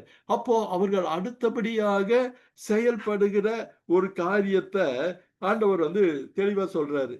சொல்லிட்டா இப்போ இன்னொரு காரியத்தை நீங்க பார்க்கலாம். அவர்களுடைய வேதனைகளை பற்றின ஒரு தரிசனத்தை ஆண்டவர் தனக்கு வெளிப்படுத்தினார்னு, அவர்கள் எப்போது தங்களுக்கு விடிவு வரும் என்று காத்து கொண்டிருந்த மக்களுக்கு இவன் சொல்லும்போது, அந்த ஜனங்கள் மாத்திரமல்ல, அந்த இஸ்ரவேலின் மூப்பர்களும் உனக்கு செவி கொடுத்து உன்னுடைய தலைமையை ஏற்றுக்கொள்வார்கள். அது ரொம்ப முக்கியம். உன்னுடைய தலைமையை ஏற்றுக்கொள்வாங்க. நீங்க எல்லாம் போய் பார்வோனை சந்திப்பீங்க. இதுக்கப்புறம் தான் ஒரு ஆச்சரியம் என்னன்னா, நீங்க அங்க போய் சந்திச்சு அவங்ககிட்ட 3 நாள் எங்கள் தேவனாகிய கர்த்தருக்கு பலியிடும்படி எங்களை போக விட வேண்டும் என்று சொல்லுங்கள் நீங்க கேட்பீங்க. ஆனால் ஆண்டவர் சொல்ற காரியம் பாருங்க, எகிப்தின் ராஜா கை வல்லமை கண்டால் ஒழிய உங்களை போக விடான் என்று அறிவேன். இது ஒரு மோசைக்கு எப்படி இருக்கும் பாருங்க. மோசை இன்னும் காரியங்கள் எதுவுமே நடக்கல. ஆனா ஆண்டவர் நடக்க போகிற காரியங்களை ஒவ்வொன்றாக வரிசையாக சொல்லிக் கொண்டிருக்கிறத பார்க்கிறோம். என்னது? நீங்க முதல்ல இன்னும் நீங்க கவனிக்கலாம்.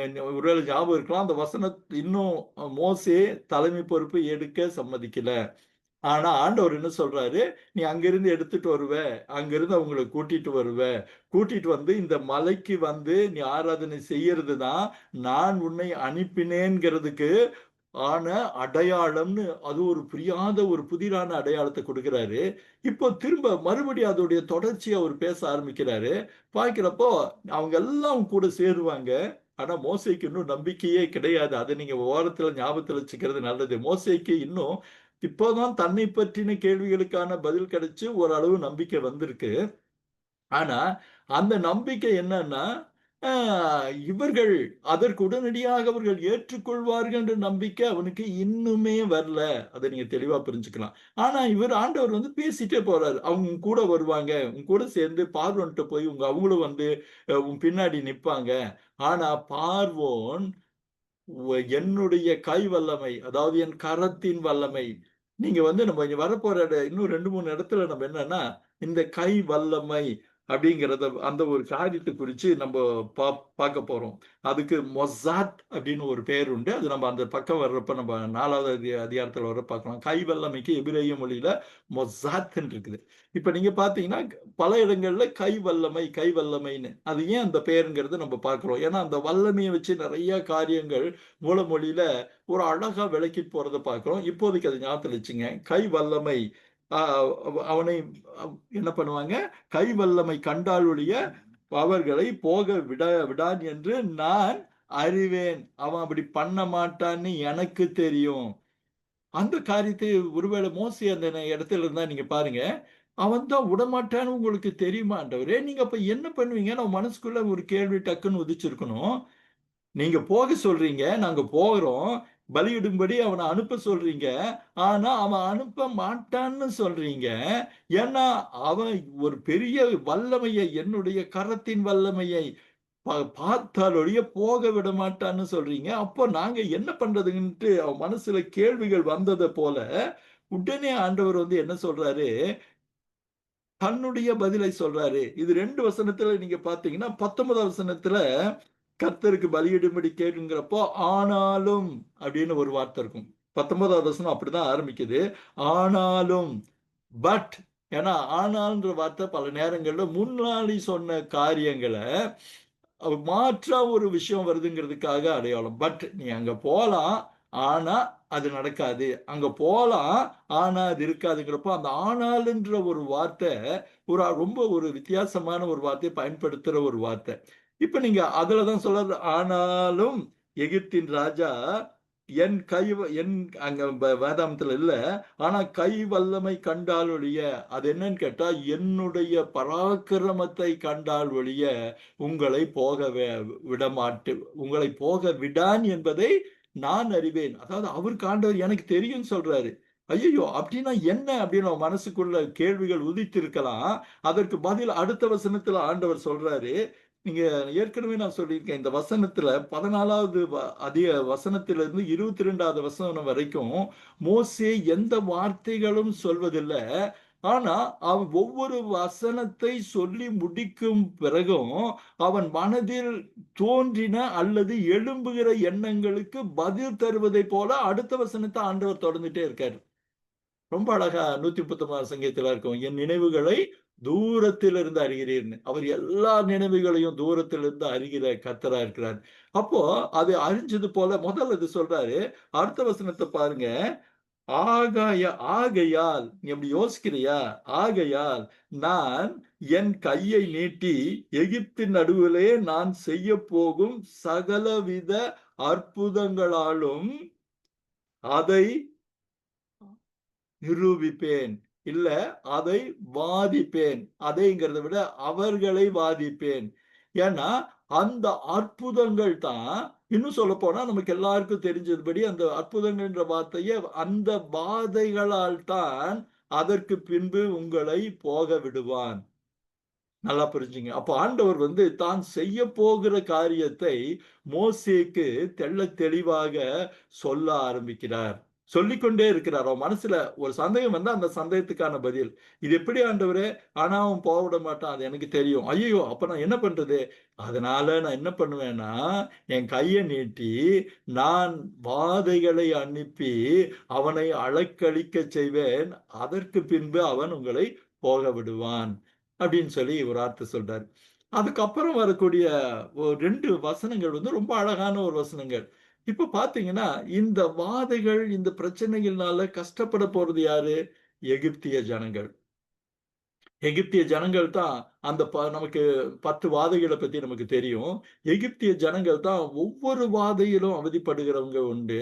இன்னும் சொல்லப்போனா அந்த தலைச்சன் பிள்ளை சாகிற சங்கரிக்கிற இதுல நிறைய பேர் தங்கள் ப மூத்த மூத்த அதாவது முதல் குழந்தைகளை பறிகொடுத்து புலம்புகிறத பார்க்கிறோம். எரிகொப்பளங்களால் புலம்புறத பார்க்கிறோம். அந்த அந்தகார தடவத்தக்கதான இருட்டு, அந்த 10 வாதைகள் பத்தி நம்ம பார்க்க போறப்போ இன்னும் விரிவா நம்ம பார்க்கலாம். அப்படிப்பட்ட அவதிக்குள்ளான ஜனங்கள் கண்களிலே இந்த வார்த்தை ரொம்ப அற்புதமான வார்த்தை. அந்த உங்க ஜனங்களுக்கு இந்த அவதிப்பட்டிருந்த எகிப்தியரின் கண்களிலேயே தயவு கிடைக்க பண்ணுவேன். இது ஒரு பெரிய அவங்களுக்கு என்ன இருக்கும்? அவங்களிடம் இருந்து ஒருவேளை இந்த ஒரு வார்த்தை பல பேர் தப்பா புரிஞ்சுக்கிறாங்க. கொள்ளையிடுவான் அப்படின்ற ஒரு வார்த்தை ஒரு சிலதுல இருக்கும். ஆனா அப்படி இல்ல. ஆண்டவர் அவர்களுடைய காரியங்களுக்கு பரிகாரம் செய்வதைப் போல, அவங்க ஏற்கனவே அவர்களுக்கு கூலி கொடுக்க ஒரு விளக்கம் இருக்கு. அவர்களிடம் கூலி கொடுக்காமல் வாங்கினது எல்லாத்திற்கும் வட்டியும் முதலுமா அந்த அவதிப்பட்ட எகிப்திய ஜனங்களே உங்களுக்கு கொடுக்க போறாங்க. நீங்க என்னவா கொடுக்க போறாங்க? இந்த வார்த்தையை கவனிங்க.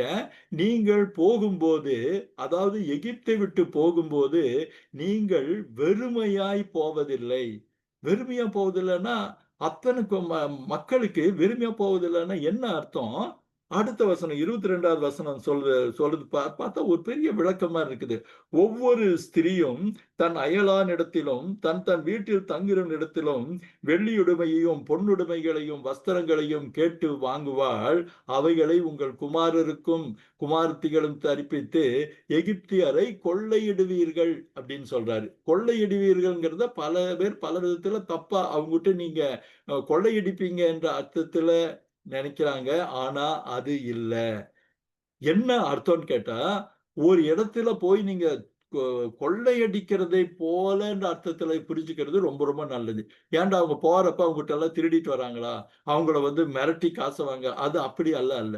அவர்கள் தங்கள் இத்தனை நாள் வேதனைகளுக்கு ஒரு பரிகார பலிங்கிறத ஒரு புரிதலுக்காக சொல்றேன். அதுக்கு உடனே ரொம்ப அர்த்தம் பார்க்காதீங்க. பரிகாரம் செய்வதை போல நீங்கள் கேட்கும்போது தங்களிடத்தில் இருக்கிற வெள்ளியுடைமைகளையும் பொன்னுடைமைகளையும் அவர்களுக்கு தாராளமாக வழங்குவார்கள். எவ்வளவு பேருக்கு? ஒருத்தரா 2 பேரா? லட்சக்கணக்கான மக்களுக்கு. அப்ப இது ஒரு பெரிய ஒரு அவங்க புறப்பட்டு போகும் முன்பு அவர்களுக்கு நடக்கவிருக்கிற ஒரு அற்புதம். ஏன்னா அவங்க அவர்களாகவே, அதாவது கேட்கறதுக்காக இல்ல, அவர்களிடம் கேட்ட உடனே அவர்கள் கொடுப்பது என்பது ஒரு குட்டி அற்புதம் தான். அந்த அற்புதமும் நடக்கும்னு சொல்லி சொல்லி அந்த 22வது வசனத்துல ஆண்டவர் சொல்லி முடிக்கிறாரு. அப்போ இந்த 9 வசனங்களிலும் ஒரு காரியங்கள் பார்த்தீங்கன்னா, நம்ம ஏற்கனவே முதல்ல மோசேயும் ஆண்டவரும் பேசுற இந்த 3வது அதிகாரத்தின் முதல் அந்த 12 வசனங்கள்ல ஒரு ஒற்றுமை பார்த்தோம். ஆண்டவர் வினைச்சொற்களாகவே பேசுகிறார். இவன் செயல் வடிவமாக பேசுகிறார். அவர் எதிர்காலத்தை பற்றி பேசும்போது மோசே கடந்த காலத்திலேயே இருக்கிறான் அப்படிங்கிறத ஒரு ஒரு வார்த்தையை நம்ம சொன்னது ஒருவேளை உங்களுக்கு ஞாபகம் இருக்கும். இப்ப பாத்தீங்கன்னா அவன் பேசுறதே இல்ல, அவன் எதுவுமே பேசுறது இல்ல. அவன் எழுப்பினதெல்லாம் ஒரு அவநம்பிக்கையோட அந்த ஜனங்கள் எப்படி ஏத்துக்குவாங்கப்பா, அவங்களுக்கு நான் என்ன பேர் சொல்றதுன்ற ஒரு சந்தேக கேள்விதான். ஆனா ஆண்டவர் 9 வசனங்கள்ல சொல்லுகிற பதில்களில எதிர்காலத்தை அவர் ஒரு அழகாக சித்தரிக்கிறார். இவன் கண்டிப்பாக தலைமை பொறுப்பை ஏற்று நடத்துவான் என்பதை அறிந்திருக்கிற தெய்வம், அவன் ஏற்று நடத்தினதை போல நடக்க போகிற காரியத்தை பேசுகிறத பார்க்கிறோம். எகிப்திலிருந்து வருவ, இந்த மலைக்கு வருவ, இந்த மலையில அதான் உனக்கு அடையாளம். மறுபடியும் நீ அவங்ககிட்ட பேசுவ. இந்த இஸ்ரேல் ஜனங்கள் கிட்ட நீ என்னுடைய இந்த காரியத்தை சொல்லும்போது அத்தனை நாள் உன்னை அங்கீகரித்திருந்தாத அந்த ஜனங்கள் உன்னை ஏற்றுக்கொள்வார்கள். அந்த இஸ்ரேல் மூப்பர்கள் உன்னை வித்தியாசமாக பார்த்தவர்கள், உன்னை எகிப்தியனாகவே பார்வோன் குமாரனாகவே பார்த்தவங்க அப்படி இல்லாதபடிக்கு தங்கள் தலைவராக எடுத்துக்கொண்டு உன்னுடைய தலைமையிலே பார்வோன்ட்டு போவாங்க. பார்வோன் ஆனா உங்களை ஏத்துக்க மாட்டான், அதையும் சொல்றாரு. அப்ப அவன் எப்படி ஏத்துக்குவான்? என்னுடைய வல்லமையை காண்பிச்சு நான் அவனை ஒப்புக்க வைப்பேன். அப்போ போறப்போ என்ன நடக்கும்? இன்னொரு அற்புதமான காரியம் நடக்கும். நீங்க வெறுங்கையா போறதில்ல. எல்லாரும் பெரும் அவர்கள் கொடுக்கிற அந்த வெள்ளி, பொன் நகைகளோடு நீங்கள் ஒரு கொள்ளையடித்ததை போல கொள்ளையாடுவீர்கள்ல, கொள்ளையடித்த பொருளை பெற்றுக்கொள்வதைப் போல. அதாவது நான் எதுவுமே பண்ணாம எனக்கு கிடைக்கிற ஒரு காரியத்த கொள்ளையாடின பொருள் அப்படின்னு சொல்றது பழக்கம். நான் இடத்துக்கு போறேன், எனக்கு ஏகப்பட்ட காசு சொத்து கிடைக்குது. டேய் கொள்ளையடிச்சிட்டு வந்துட்டியா அப்படின்னு மக்கள் சொல்றத பார்க்கிறோம். அந்த அர்த்தத்துல தான் அந்த கடைசி வார்த்தையை புரிஞ்சுக்கணும். அப்படி கொள்ளையடித்ததை போல ஒவ்வொருவருக்கும் கிடைக்கிற வெள்ளி, பொன் ஆபரணங்களோடு, செல்வங்களோடு செழிப்பாக நீங்கள் எகிப்திலிருந்து புறப்படுவீர்கள் அப்படின்னு சொல்லி முடிகிறார். அன்பானவர்களே, மறுபடியும் நீங்க ஞாபகப்படுத்துறேன் நானு. மோசே மௌனித்து இருக்கிறப்போ ஆண்டவர் நடக்க போகிறவைகளை பற்றி ஆக்கபூர்வமான வினைச்சொற்களோடு இது இப்படி நடக்கும், ஆனா இப்படி இருக்கும், இப்படி இருக்கும், ஆனா இப்படி நடக்கும், முடிவில நீங்க விடுதலை ஆவீங்கன்னு ஒரு ஒரு பாசிட்டிவ் நோட்ல ஆண்டவர் முடிக்கிறத பார்க்கிறோம். இத்தனை விளக்கம் சொன்னதுக்கு அப்புறமும் மோசேயுடைய பதில் எப்படியா இருந்ததுன்னு பார்த்தீங்கன்னா, ரொம்ப ஆச்சரியமா இருக்கும். அந்த முதல் வசனத்த மாத்திரம் நம்ம பார்த்து நம்ம முடிக்க போறோம். இவ்வளவு தெளிவாக, இவ்வளவு ஆணித்தரமாக, இவ்வளவு அற்புதமா ஆண்டவர் அவனுக்கு தெளிவுபடுத்துறாரு. தன்னுடைய நாமத்தை குறித்து, நாமத்தின் வல்லமையை குறிச்சு, தான் யார், தான் எப்பேர்ப்பட்ட கடவுள்னு.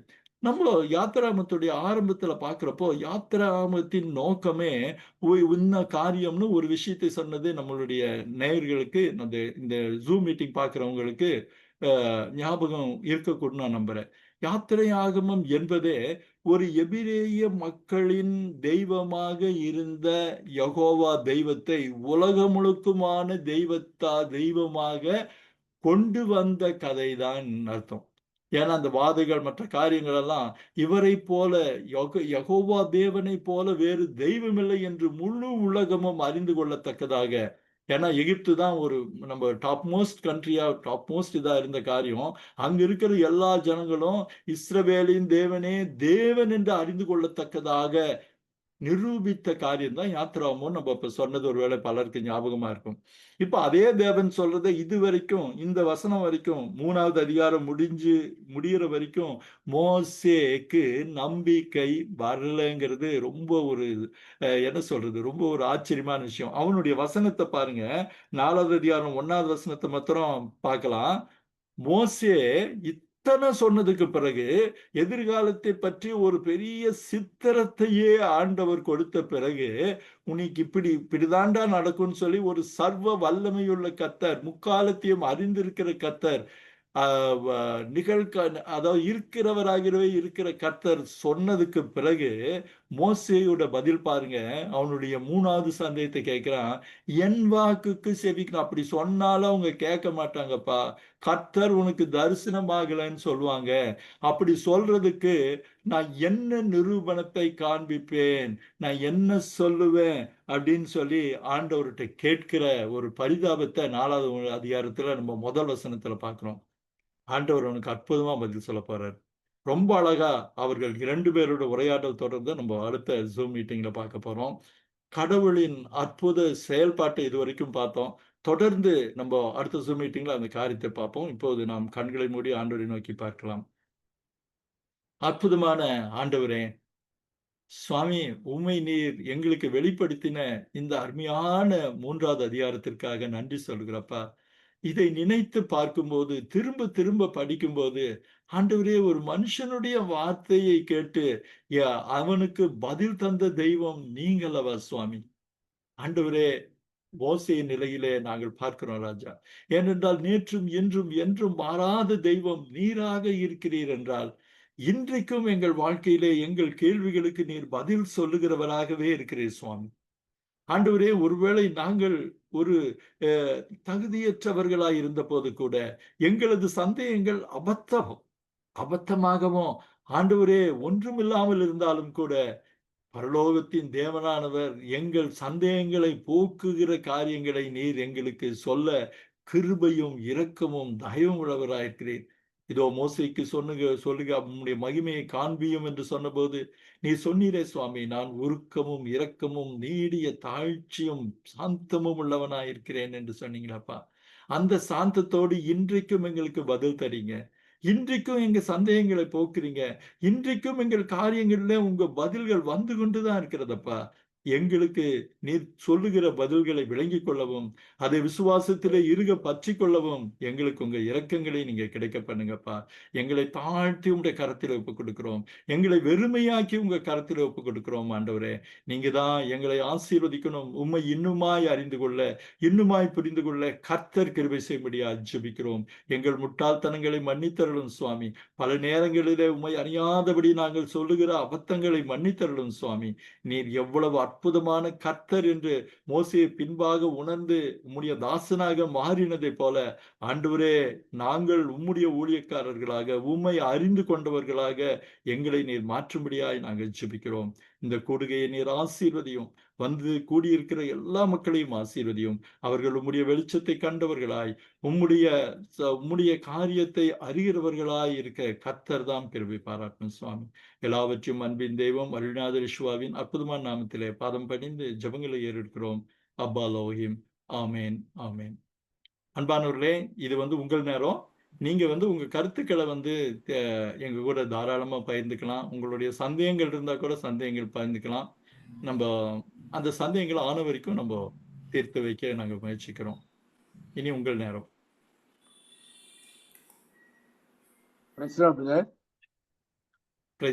சொல்லுங்க பிரதர், சொல்லுங்க. ரொம்ப நல்ல எக்ஸ்டென்சிவா இருக்கு. ஒரு 13 வசனத்தை தியானிக்கிறதுக்கு எவ்வளவு நேரம் ஆகுதுங்கிறது ஒரு பெரிய இது. ரொம்ப ஆழமான கருத்துக்கள். ஒரு கடவுளே அவன் வாயின் மூலமாக கேட்டு நாமத்தை தெரிவிக்குங்கிறது இருக்கு. 2வது அந்த யாவேங்கிறதுக்கு ரொம்ப தெளிவான ஒரு விளக்கத்தை இருந்தீங்க. நிறைய நேரம் ஜெகோவா யாவேங்கிறதெல்லாம் சொல்றோம். அது உண்மையான ஒரு அர்த்தத்தை விளக்கிட்டு கம்பேரிட்டிவ் ஸ்டடி அதனுடைய படமெல்லாம் போட்டு காமிச்சது. அதுக்கு தகுந்த மாதிரி பிள்ளைகளும் உங்களுக்கு அதாவது உங்க ஸ்பீடுக்கு அவங்க கை கொடுக்குற மாதிரி எல்லாத்தையும் குறித்த நேரத்தில் எடுத்து போறதுங்கிறது ரொம்ப அதிசயமா இருக்கு. அநேகர் இதை கேட்டு பிரயோஜனப்படணும். கடவுள் உங்களை மென்மேலும் ஆசீர்வதிக்கட்டும். தேங்க்யூ.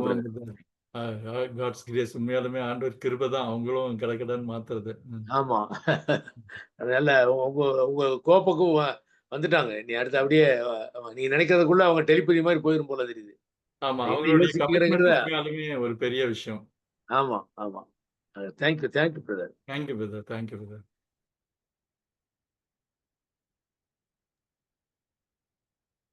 நான் கனகராஜ் பேசுறேங்க. சொல்லுங்க சொல்லுங்க. Praise Lord. Praise the Lord. Really வந்து இந்த மீட்டிங்லேயும் வந்து ரொம்ப சிறப்பாக இருந்துச்சு. அற்புதம், அதிசயம், எல்லா வார்த்தைகளும் நீங்கள் பயன்படுத்தக்கூடிய அனைத்து வார்த்தைகளும் உண்மையான வார்த்தைகள். இந்த வேதத்தை வந்து ஒவ்வொரு வார்த்தைகளாக நாம் இவ்வளவு தியானித்து போகிறதுங்கிறது வந்து ரொம்ப நாங்கள் எவ்வளவோ இப்போ அதோட படிச்சிருக்கோம். ஆனால் சாதாரணமாக படித்து கடந்திருக்கிறோம். இவ்வளவு நிதானமா, இவ்வளவு அழகா, இவ்வளவு அர்த்தத்தோட ஒவ்வொரு விஷயத்தையும் புரிஞ்சு புரிஞ்சு நாம போறதுங்கிறது ரொம்ப சிறப்பா இருக்கு.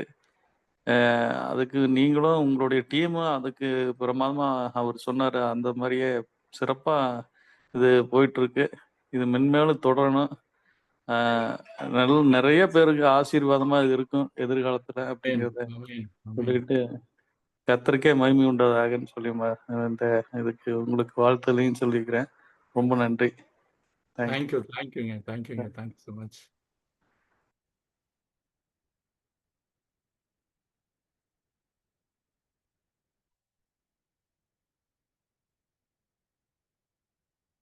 வனிதா முதல்ல தடவை வந்திருக்கிறீங்க.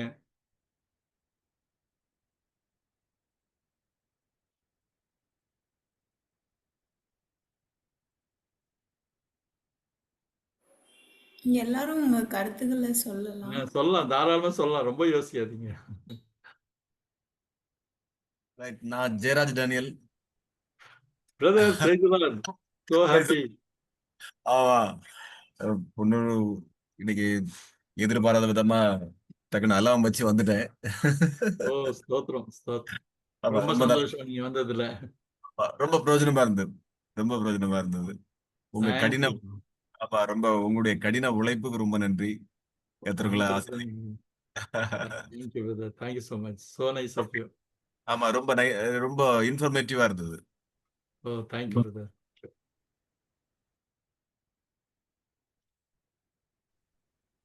டாடி ரொம்ப சூப்பரா இருந்துச்சு. விசேஷமா அந்த யாவையோட எக்ஸ்பிளனேஷன் வந்துட்டு ரொம்ப நல்லா இருந்துச்சு. எஸ்பெஷலி அந்த வீடியோ கிளிப் எல்லாம் போட்டு ரொம்ப அழகா பண்ணியிருந்தாங்க. ரொம்ப சூப்பரா இருந்துச்சு. Thank you, தங்கவன். காலையிலேயே எந்திரிச்சிட்டேன்னு நினைக்கிறேன். பரவாயில்ல, ரொம்ப சந்தோஷம். டயர்ட்னஸ் இல்லாம ரொம்ப நல்லா இருந்துச்சு. Thank you, Thangam. Thank you டா.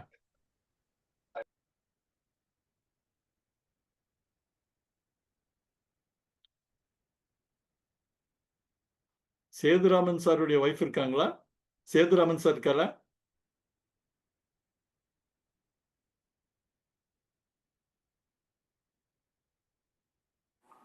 சேதுராமன் நேம் இருக்கு அண்ணா. போன தடவை அவங்க சிஸ்டர் அவங்க ஒய்ஃப் பேசினாங்க. சரி, அவங்க இருப்பாங்க. பிரதர் சொல்லுங்க. போன தடவை சிஸ்டர் பேசினாங்க, ரொம்ப சந்தோஷமா இருந்துச்சு. ஆமா, ரொம்ப நாங்க 2 பேரும் தான் சேர்ந்து தான் கேட்கிறோம். ஓ, அப்படிங்களா? சரிங்க சரிங்க. 2 பேரும் சேர்ந்து தான் அதை கேட்கறது. அது ரொம்ப யூஸ்ஃபுல்லா இருந்துச்சு. அதான் ஒவ்வொன்றும் நீங்க சொல்ல சொல்ல எங்களுக்கு புதுசா இருக்கு. நாங்க இது நாள் படிச்சதுக்கும் நீங்க ஒவ்வொன்றும் விளக்கம் கொடுக்கறதுக்கும் போது அதை கேட்கும்போது எங்களுக்கு ஒவ்வொன்றும் புரிஞ்சுக்கிறதுக்கு ரொம்ப இதா இருக்கு, யூஸ்ஃபுல்லா இருக்கு எங்களுக்கு. அது வேதத்துல இன்னும் நாங்க இன்னும் தியானிக்கிறதுக்கு ரொம்ப ஈஸியா இருக்கு எங்களுக்கு. இவ்வளோலாம் இருக்கா அப்படிங்கிற மாதிரி நாங்களே யோசிக்கிறோம் ஒவ்வொன்றையும். ஒவ்வொன்றும் ரொம்ப யூஸ்ஃபுல் எங்களுக்கு இது. சரிங்க பிரதர், ரொம்ப சந்தோஷம் பிரதர். Thank you brother. ஆண்டவர் வழி நடத்தணும். அவங்க கூட சேர்ந்த டீமும் மக்களும் நல்லா கோஆபரேட் பண்ணி விறுவிறுன்னு பண்ணி தராங்க. அதை ஆண்டவருடைய கிருபை தான் அதெல்லாம். ஆமாங்க, அவங்களுடைய பாட்டு ரொம்ப அருமையான பாட்டு. ரொம்ப ரொம்ப சந்தோஷம் பிரதர். சரிங்க பிரதர். இருக்கிறாங்க, வீட்லயும் பேசுறாங்க, பேசுங்க. சொல்லுங்க சொல்லுங்க. Hello, praise Lord brother. Praise Lord sister. சொல்லுங்க சிஸ்டர். நல்லா இருந்தது அந்த வார்த்தையெல்லாம். சில நேரம் என்னடா யெகோவா யாவே அப்படிலாம் சொல்றாங்க அப்படின்னு நினைப்பேன். அது சரியான விளக்கம்லாம் எங்களுக்கு தெரியாது இல்ல. ஆமா ஆமா. அது இவ்வளவு ஆண்டவர் வந்து இது அவருடைய முதல் மொழியே அதுவே அப்படின்னு நான் நினைச்சுக்கிட்டேன் இப்போ. ஆமாங்க, அதாங்க எபிரேய மொழி தான் முதல் மொழின்னு சொல்லுவாங்க. அது வந்து ஆண்டவர் முத கொடுத்த ஒரு மொழி போல அப்படி இப்பதான் நல்லா யோசிக்கிறேன். சரிங்க. ஏன்னா நம்ம வந்து இருக்கிறேன் எல்லா இடத்தையும் நம்ம அப்படித்தானே சொல்றோம் அப்படின்னு நான் நினைச்சுக்குவேன். ஆமாங்க. அந்த இருக்கிறவரா இருக்கிறேன் அப்படின்னு சொல்லும்போது நம்ம மேல ஒரு அன்பு, உரிமை, நம்முடைய பிள்ளை அவங்க அப்படின்னு நினைச்சு சொல்றது அது எவ்வளவு பெரிய காரியம் அது. ஆமாங்க, அவர் எப்பவுமே இருக்கிறார். நிகழ்காலத்துல அந்த மோசேக்கு எப்படி இருந்தாரோ, அதேதான். ஆபிரகாம் ஈசாக்கு இருந்தாரோ, அதே மாதிரி உங்களுக்கு இருக்கிறாரு, எனக்கு இருக்கிறாரு, நமக்கு இருக்கிறாரு. அதே தெய்வம் இருக்கிறாரு. அதனாலதான் யாவே ஆல்வேஸ் அப்படின்னு சொல்றோம். சோ அந்த பெயருக்கான அர்த்தங்கள் எல்லாம் பலவித பரிமாணங்களுடைய அர்த்தங்கள். அந்த அதான். அர்த்தங்களை புரிஞ்சுட்டா ஆண்டவர் மேல நமக்கு இன்னும் ஒரு ஒரு ஆ, பக்தி, ஒரு அன்பும் நிச்சயமா பெருகும். நான் கூட இந்த யெகோவா வரப்ப அப்பலாம் நம்ம ஜெபிக்கிறது இல்ல. இருக்கிறேன்னு சொன்னீங்களே எங்களோட இருங்க, இருங்க அப்படின்னு சொல்லி ஜெபிக்கிற சில நேரங்கள்ல. ஆனா சரிங்க. அவர் நம்மளோட தான் இருக்காரு. நாம அவரோட இருக்கணும் இன்னும். அப்படிங்கிறத இப்ப கத்துக்கணும் நிறைய. அழகா சொன்னீங்க. ரொம்ப அழகா சொன்னீங்க. அவரு நம்மோடு இருக்காரு. நாம அவரோட இருக்கணும். ரொம்ப அழகா சொன்னீங்க. ம். அதத்தான் நான் இப்ப ரொம்ப விரும்புறேன். இப்ப எனக்கு இந்த செய்தி கேட்க கேட்க. நம்ம தான் இன்னும் அவரோட இல்ல. அவர் நம்மளோட எப்பவுமே இருக்கிறாரு. கண்டிப்பா, அப்படின்னு. கண்டிப்பா இருப்பாரு. கண்டிப்பா இருப்பாரு உங்க கூட. ரொம்ப தேங்க்யூ பிரதர். Thank you sister. தொடர்ந்து ஜெபம் பண்ணிக்கங்க இந்த நிகழ்ச்சிக்கு. கண்டிப்பா, கண்டிப்பா. நான் இந்த ஜெபம் பண்ணிட்டு இருக்கோம் உங்களுக்கும் சேர்த்து நாங்க எல்லாருமே எங்க குடும்ப பேர்ல. ஓ ஸ்தோத்திரம். தேங்க்யூ. Praise God. ரொம்ப சந்தோஷம் பிரதர். ஆமா. எங்களுக்காக, எலிசபெத்துக்காக, சாமுக்காக, அந்த குடும்பங்களுக்காக ஜெபம் பண்ணிக்கங்க. என்னுடைய டீமும் ஒண்ணா குடும்பத்துக்காகவும் ஜெபம் டீம் பண்ணிக்கங்க. ஒண்ணா சேர்ந்தா தானே செய்ய முடியும். இத ஒருத்தரால ஒண்ணும் பண்ண முடியாது. எல்லா டீமும் ஒண்ணா இணைந்தா தானே செய்ய முடியும். ஆமா, ஆமாங்க. கண்டிப்பா, கண்டிப்பாங்க. அப்பதானே நமக்கு போய் சேர்றவங்களுக்கு அது கரெக்டா போய் அந்த இது கிடைக்கும். போய் நம்ம வந்து அவங்க கரெக்டா போடும்போது நம்ம பார்க்கும்போது புரிஞ்சுக்க முடியுது இல்ல ஒவ்வொன்னையும். இப்படிலாம் ஆமாங்க. இருக்கு, ஆண்டவர் இப்படிலாம் பண்ணியிருக்கிறாங்க நமக்கு அப்படின்னு ஆமா தெரிஞ்சுக்க பிரதர். முடியுது. கண்டிப்பா, கண்டிப்பா பிரதர். தொடர்ந்து ஜெபம் பண்ணிங்க. உங்க ஜெபங்கள் தான் ஒருவேளை என்னன்னா, இந்த டைம் இந்த வாரம் நடக்குமா அப்படின்னு ஒரு சந்தேகங்கள்லாம் போன வாரத்துல சில பிரச்சனைகள் இருந்துச்சு. ஜெபம் ஓஹோ! பண்றதுக்கு மக்கள் எல்லாம் எதிர்பார்த்துட்டு இருப்பாங்க. நாங்க என்ன பண்ண போறோம்ன்ட்டு இருக்கிறப்போ, அப்பதான் திடீர்னு கடவுள் வந்து இன்னைக்கு இந்த ப்ரோகிராம் நடத்துறதுக்கு வேறொரு வழியில உதவி செஞ்சாரு. அதனால அந்த காரியங்கள் வாய்க்க பண்றதுக்கெல்லாம் அவங்க எல்லாருடைய ஜெபங்கள் ஒரு முக்கியமான காரணம். தொடர்ந்து கண்டிப்பா. ஜெபம் பண்ணுங்க. அநேகருக்கு இது பிரயோஜனமா இருக்கட்டும். ஆண்டவரை நெருங்கி வர்றதுக்கு இப்படிப்பட்ட Zoom மீட்டிங்ஸ் வந்து உதவியா இருக்கட்டும். குறிப்பா நீங்க வேற ஒரு பின்னணியத்திலிருந்து நீங்க வேதத்துக்குள்ளேயும், ஆண்டவரையும் அறிய முற்படுறப்போ, இதெல்லாம் வந்து உங்களுக்கு ஒரு இன்ஸ்பிரேஷனா, ஒரு தூண்டுகோலா, நீங்க இன்னும் கடவுள இறுக பிடிச்சுக்கிறதுக்கான ஒரு தருணமா, வாய்ப்பா அமையணும்னு தான் நாங்க விரும்புறோம். கடவுள் கிருபை செய்வார். கண்டிப்பா, கண்டிப்பா.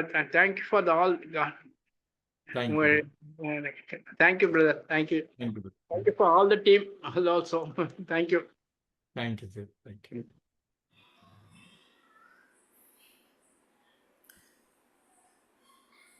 அண்ணா எலிசபெத் பேசுகிறேன் அண்ணா.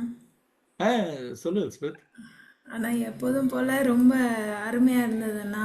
அதுவும் ஆண்டவருடைய நாமத்தை வெளிப்படுத்தின அந்த ஒரு தருணத்தை வந்து நீங்கள் நல்லா எக்ஸ்பிளைன் பண்ணீங்க அண்ணா.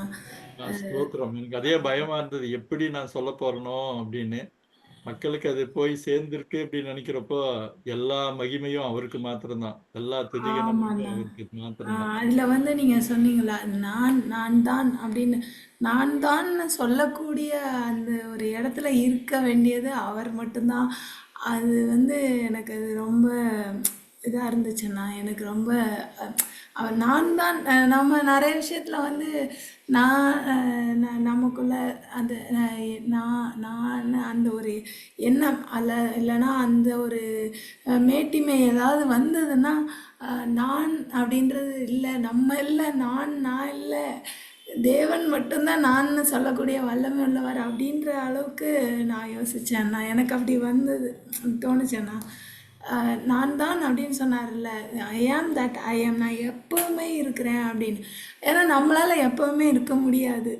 ஸோ அது ரொம்ப எனக்கு நல்லா இருந்துச்சுண்ணா. அருமையாக புரிஞ்சுது. சந்தோஷமா. இதோடைய ரிஃப்ளெக்ஷன் நம்ம புதிய ஏற்பாட்டுல பார்க்கலாம். ஆண்டவர் யோவான் சிஸ்டர் சொல்றாரு, ஐ ஆம் த லைட், ஐ ஆம் த லிவிங் வாட்டர்ன்னு சொல்லி அந்த ஐ ஆம் அதாவது இதுல வரக்கூடிய அந்த வார்த்தையை ஆண்டவர் ரிஃப்ளெக்ட் பண்றது நம்ம நானே அப்படின்னு புதிய சொல்லுவார். ஏற்பாட்டுல நானே ஐ ஆம். அது இங்கிலீஷ்ல பாத்தீங்கன்னா ஐ ஆம் த லிவிங் பிரெட் அப்படின்னு வரும். ஐ ஆம் த வாட்டர், ஐ ஆம் த லைட் அப்படின்னு. அப்போ அது ஆண்டவர் வந்து யாவேன்ற பெயரையே ஐ ஆம் நம்ம இங்கிலீஷ்ல மொழிபெயர்த்தோம்னா இங்கே கூட அப்ப அதை மொழிபெயர்த்துக்கலாம். அப்படி நம்ம புரிஞ்சுக்கலாம். அப்போ ஆண்டவர் ஐ ஆம்னு சொல்றப்பெல்லாம் அவர் வந்து தேவகுமார் மாத்திரம் இல்ல, அவர்தான் தேவாதி தேவனுங்கிறத சொல்லாம சொல்ற மாதிரி தான் இருக்கு. ஆமாண்ணா, ஆமாம். அது ரொம்ப அழகான ஒரு காரியம்ப்பா. அதே சாம் மாதிரி சாம்க்கு வந்து நெட்வொர்க் இஷ்யூன்னு சொல்லி மெசேஜ் பண்ணியிருக்காப்புல. ஓஹோ சரி சரி சுத்தமாக மெசேஜ் எதுவுமே ஆடியோலாம் சுத்தமாக கேட்கலன்னு சொன்னாப்புல. ஆஹ் சரிப்பா அதனால இன்னைக்கு ஃபுல்லாக இன்டர்நெட்டு போயிடுச்சு போல் அவங்களுக்கு. அதாவது ஒர்க்கில் நிறைய டேட்டா போயிடுச்சுன்னு நினைக்கிறேன். என்னாச்சுன்னு தெரியல. நெட்வொர்க் இஷ்யூன்னு மட்டும் போட்டிருந்தாப்புல. சரி சரி சரி சரி அதே மாதிரி எல்லாருக்கும் ரொம்ப நன்றி. நாங்கள் செய்கிற ஒர்க்கை வந்து நீங்கள் பாராட்டுற அளவுக்கெல்லாம் செய்கிறோமான்னு தெரியல. ஆனால் வந்து ஆண்டவர் நாமும் மகிமைப்படணும், பார்க்குறவங்களுக்கு அதிகமாக புரியணும். குறிப்பாக யங்கர் ஜென்ரேஷனுக்கு பைபிள் கதைகள்லாம் வந்து வெறும் கார்ட்டூன் ஸ்டோரியாக அந்த மாதிரி சண்டே கிளாஸ் பிக்சராக இல்லாமல் அது ரியல் வேர்டாக அவங்க வாசித்து பழகி அது உள்ள ரீடிங் ஹேபிட்குள்ளே வரணுன்றதுக்காக ஒரு சின்ன ஒரு இதுதான், முயற்சி தான் இது. ஆண்டவருக்கு தான் இதுக்கு நன்றி சொல்லணும். ஆண்டவருடைய பெரிதான கிருபை இந்த காரியங்கள் எல்லாம் ப்ரெசன்ட் பண்ணுறது. ஆமா உண்மை, ரொம்ப அருமை எலிசபெத். அதுதான் உண்மை. ஆண்டவர் தான் கிருபை செய்யறாரு, வேற ஆமாம், ஒண்ணுமே இல்லை, வேற எதுவுமே இல்லை. அவருடைய கிருபையை தவிர வேற ஒண்ணுமே இல்லை. கண்டிப்பாக.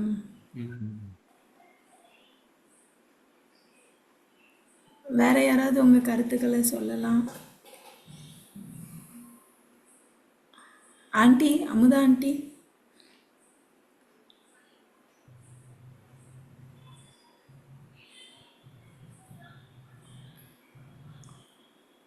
சில பேருக்கு தயக்கமா இருக்குன்னு வனிதான்னு சொல்லி ஒருத்தவங்க இருக்காங்க. ஆமா அவங்க கோவையில் இருக்காங்க. அவங்களுக்கு இந்த டைம் அந்த லிங்க் அனுப்பிச்சப்போ நான் கண்டிப்பா கலந்துக்கிறேன்னு சொன்னாங்க. சொன்ன வார்த்தையின்படி கலந்துக்கிட்டாங்க. தேங்க்யூ சிஸ்டர் வனிதா, ரொம்ப சந்தோஷம். தொடர்ந்து உங்க கருத்துக்களையும் பகிர்ந்துக்குங்க. உங்க நண்பர்களுக்கு அறிமுகப்படுத்தி வைங்க. உங்களுக்கு தெரிஞ்சவங்களுக்கு நீங்க சொல்லி வைங்க. அவங்க ஜெயந்தி அவங்க வந்து போன வாரம் அவங்களுக்கு உடம்பு சரியில்லை. இப்போ சரியா இருக்கும்னு நினைக்கிறேன். நான் உடம்பு பேச முடியாட்டி கூட நான் லைன்ல வந்து நான் கேட்பேன். லைன்ல இருக்காங்க. இல்லை அதான் அவங்களுக்கு பேச முடியாது, ஆனா நான் கேட்டுட்டு இருப்பேன் அப்படின்னு மெசேஜ் அனுப்பிச்சிருந்தாங்க. ஸோ அவங்களுடைய ஹெல்த்துக்காகவும் ஜெபம் பண்ணிக்கோங்க. ஆண்டவர் நல்ல ஆரோக்கியத்தை உங்களுக்கு கொடுக்கட்டும். கண்டிப்பாங்க. சரி, அப்ப நம்ம இல்லைன்னா நம்ம ப்ரே பண்ணி முடிப்போமா? ஓகே.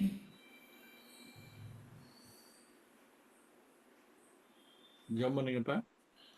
எங்களை நேசிக்கிற நல்ல தகப்பனே, இந்த அருமையான நேரத்தில் அப்பா இந்த நாளின் நிகழ்ச்சியை கர்த்தர் நீங்கள் பொறுப்பெடுத்து நடத்தினபடினால் நன்றி செலுத்துகிறோம் ராஜா. இந்த நாளில் மோசேக்கு மாத்திரமன்றி எங்களுக்கும் உம்முடைய நாமத்தை நீர் வெளிப்படுத்தினபடினால் நன்றி செலுத்துகிறோம் ராஜா. நீர் எப்போதும் இருக்கிறீர், நீண்ட ஆயுசுள்ளவராய் எந்நாளும் இருக்கிறீர் ஆண்டவரே. அதை நாங்கள் எந்நேரமும் உணர்ந்து கொண்டு எங்கள் வாழ்க்கையில் எந்த ஒரு சூழ்நிலையில் எங்களை டிப்ரெஷனில் தள்ளுகிற எந்த விதமான சூழ்நிலை வந்தாலும் எப்போதும் இருக்கிற உண்மை நாங்கள் அண்டிக் கொள்ளத்தக்கதாக எங்களை நீர் வழி நடத்துங்கப்பா. இணைப்பில் இருக்கிற ஒவ்வொருத்தரையும் கர்த்தர் நீங்கள் ஆசீர்வதிங்க. ஒவ்வொருத்தருக்கும் உங்களுடைய நாமத்தை வெளிப்படுத்துங்க.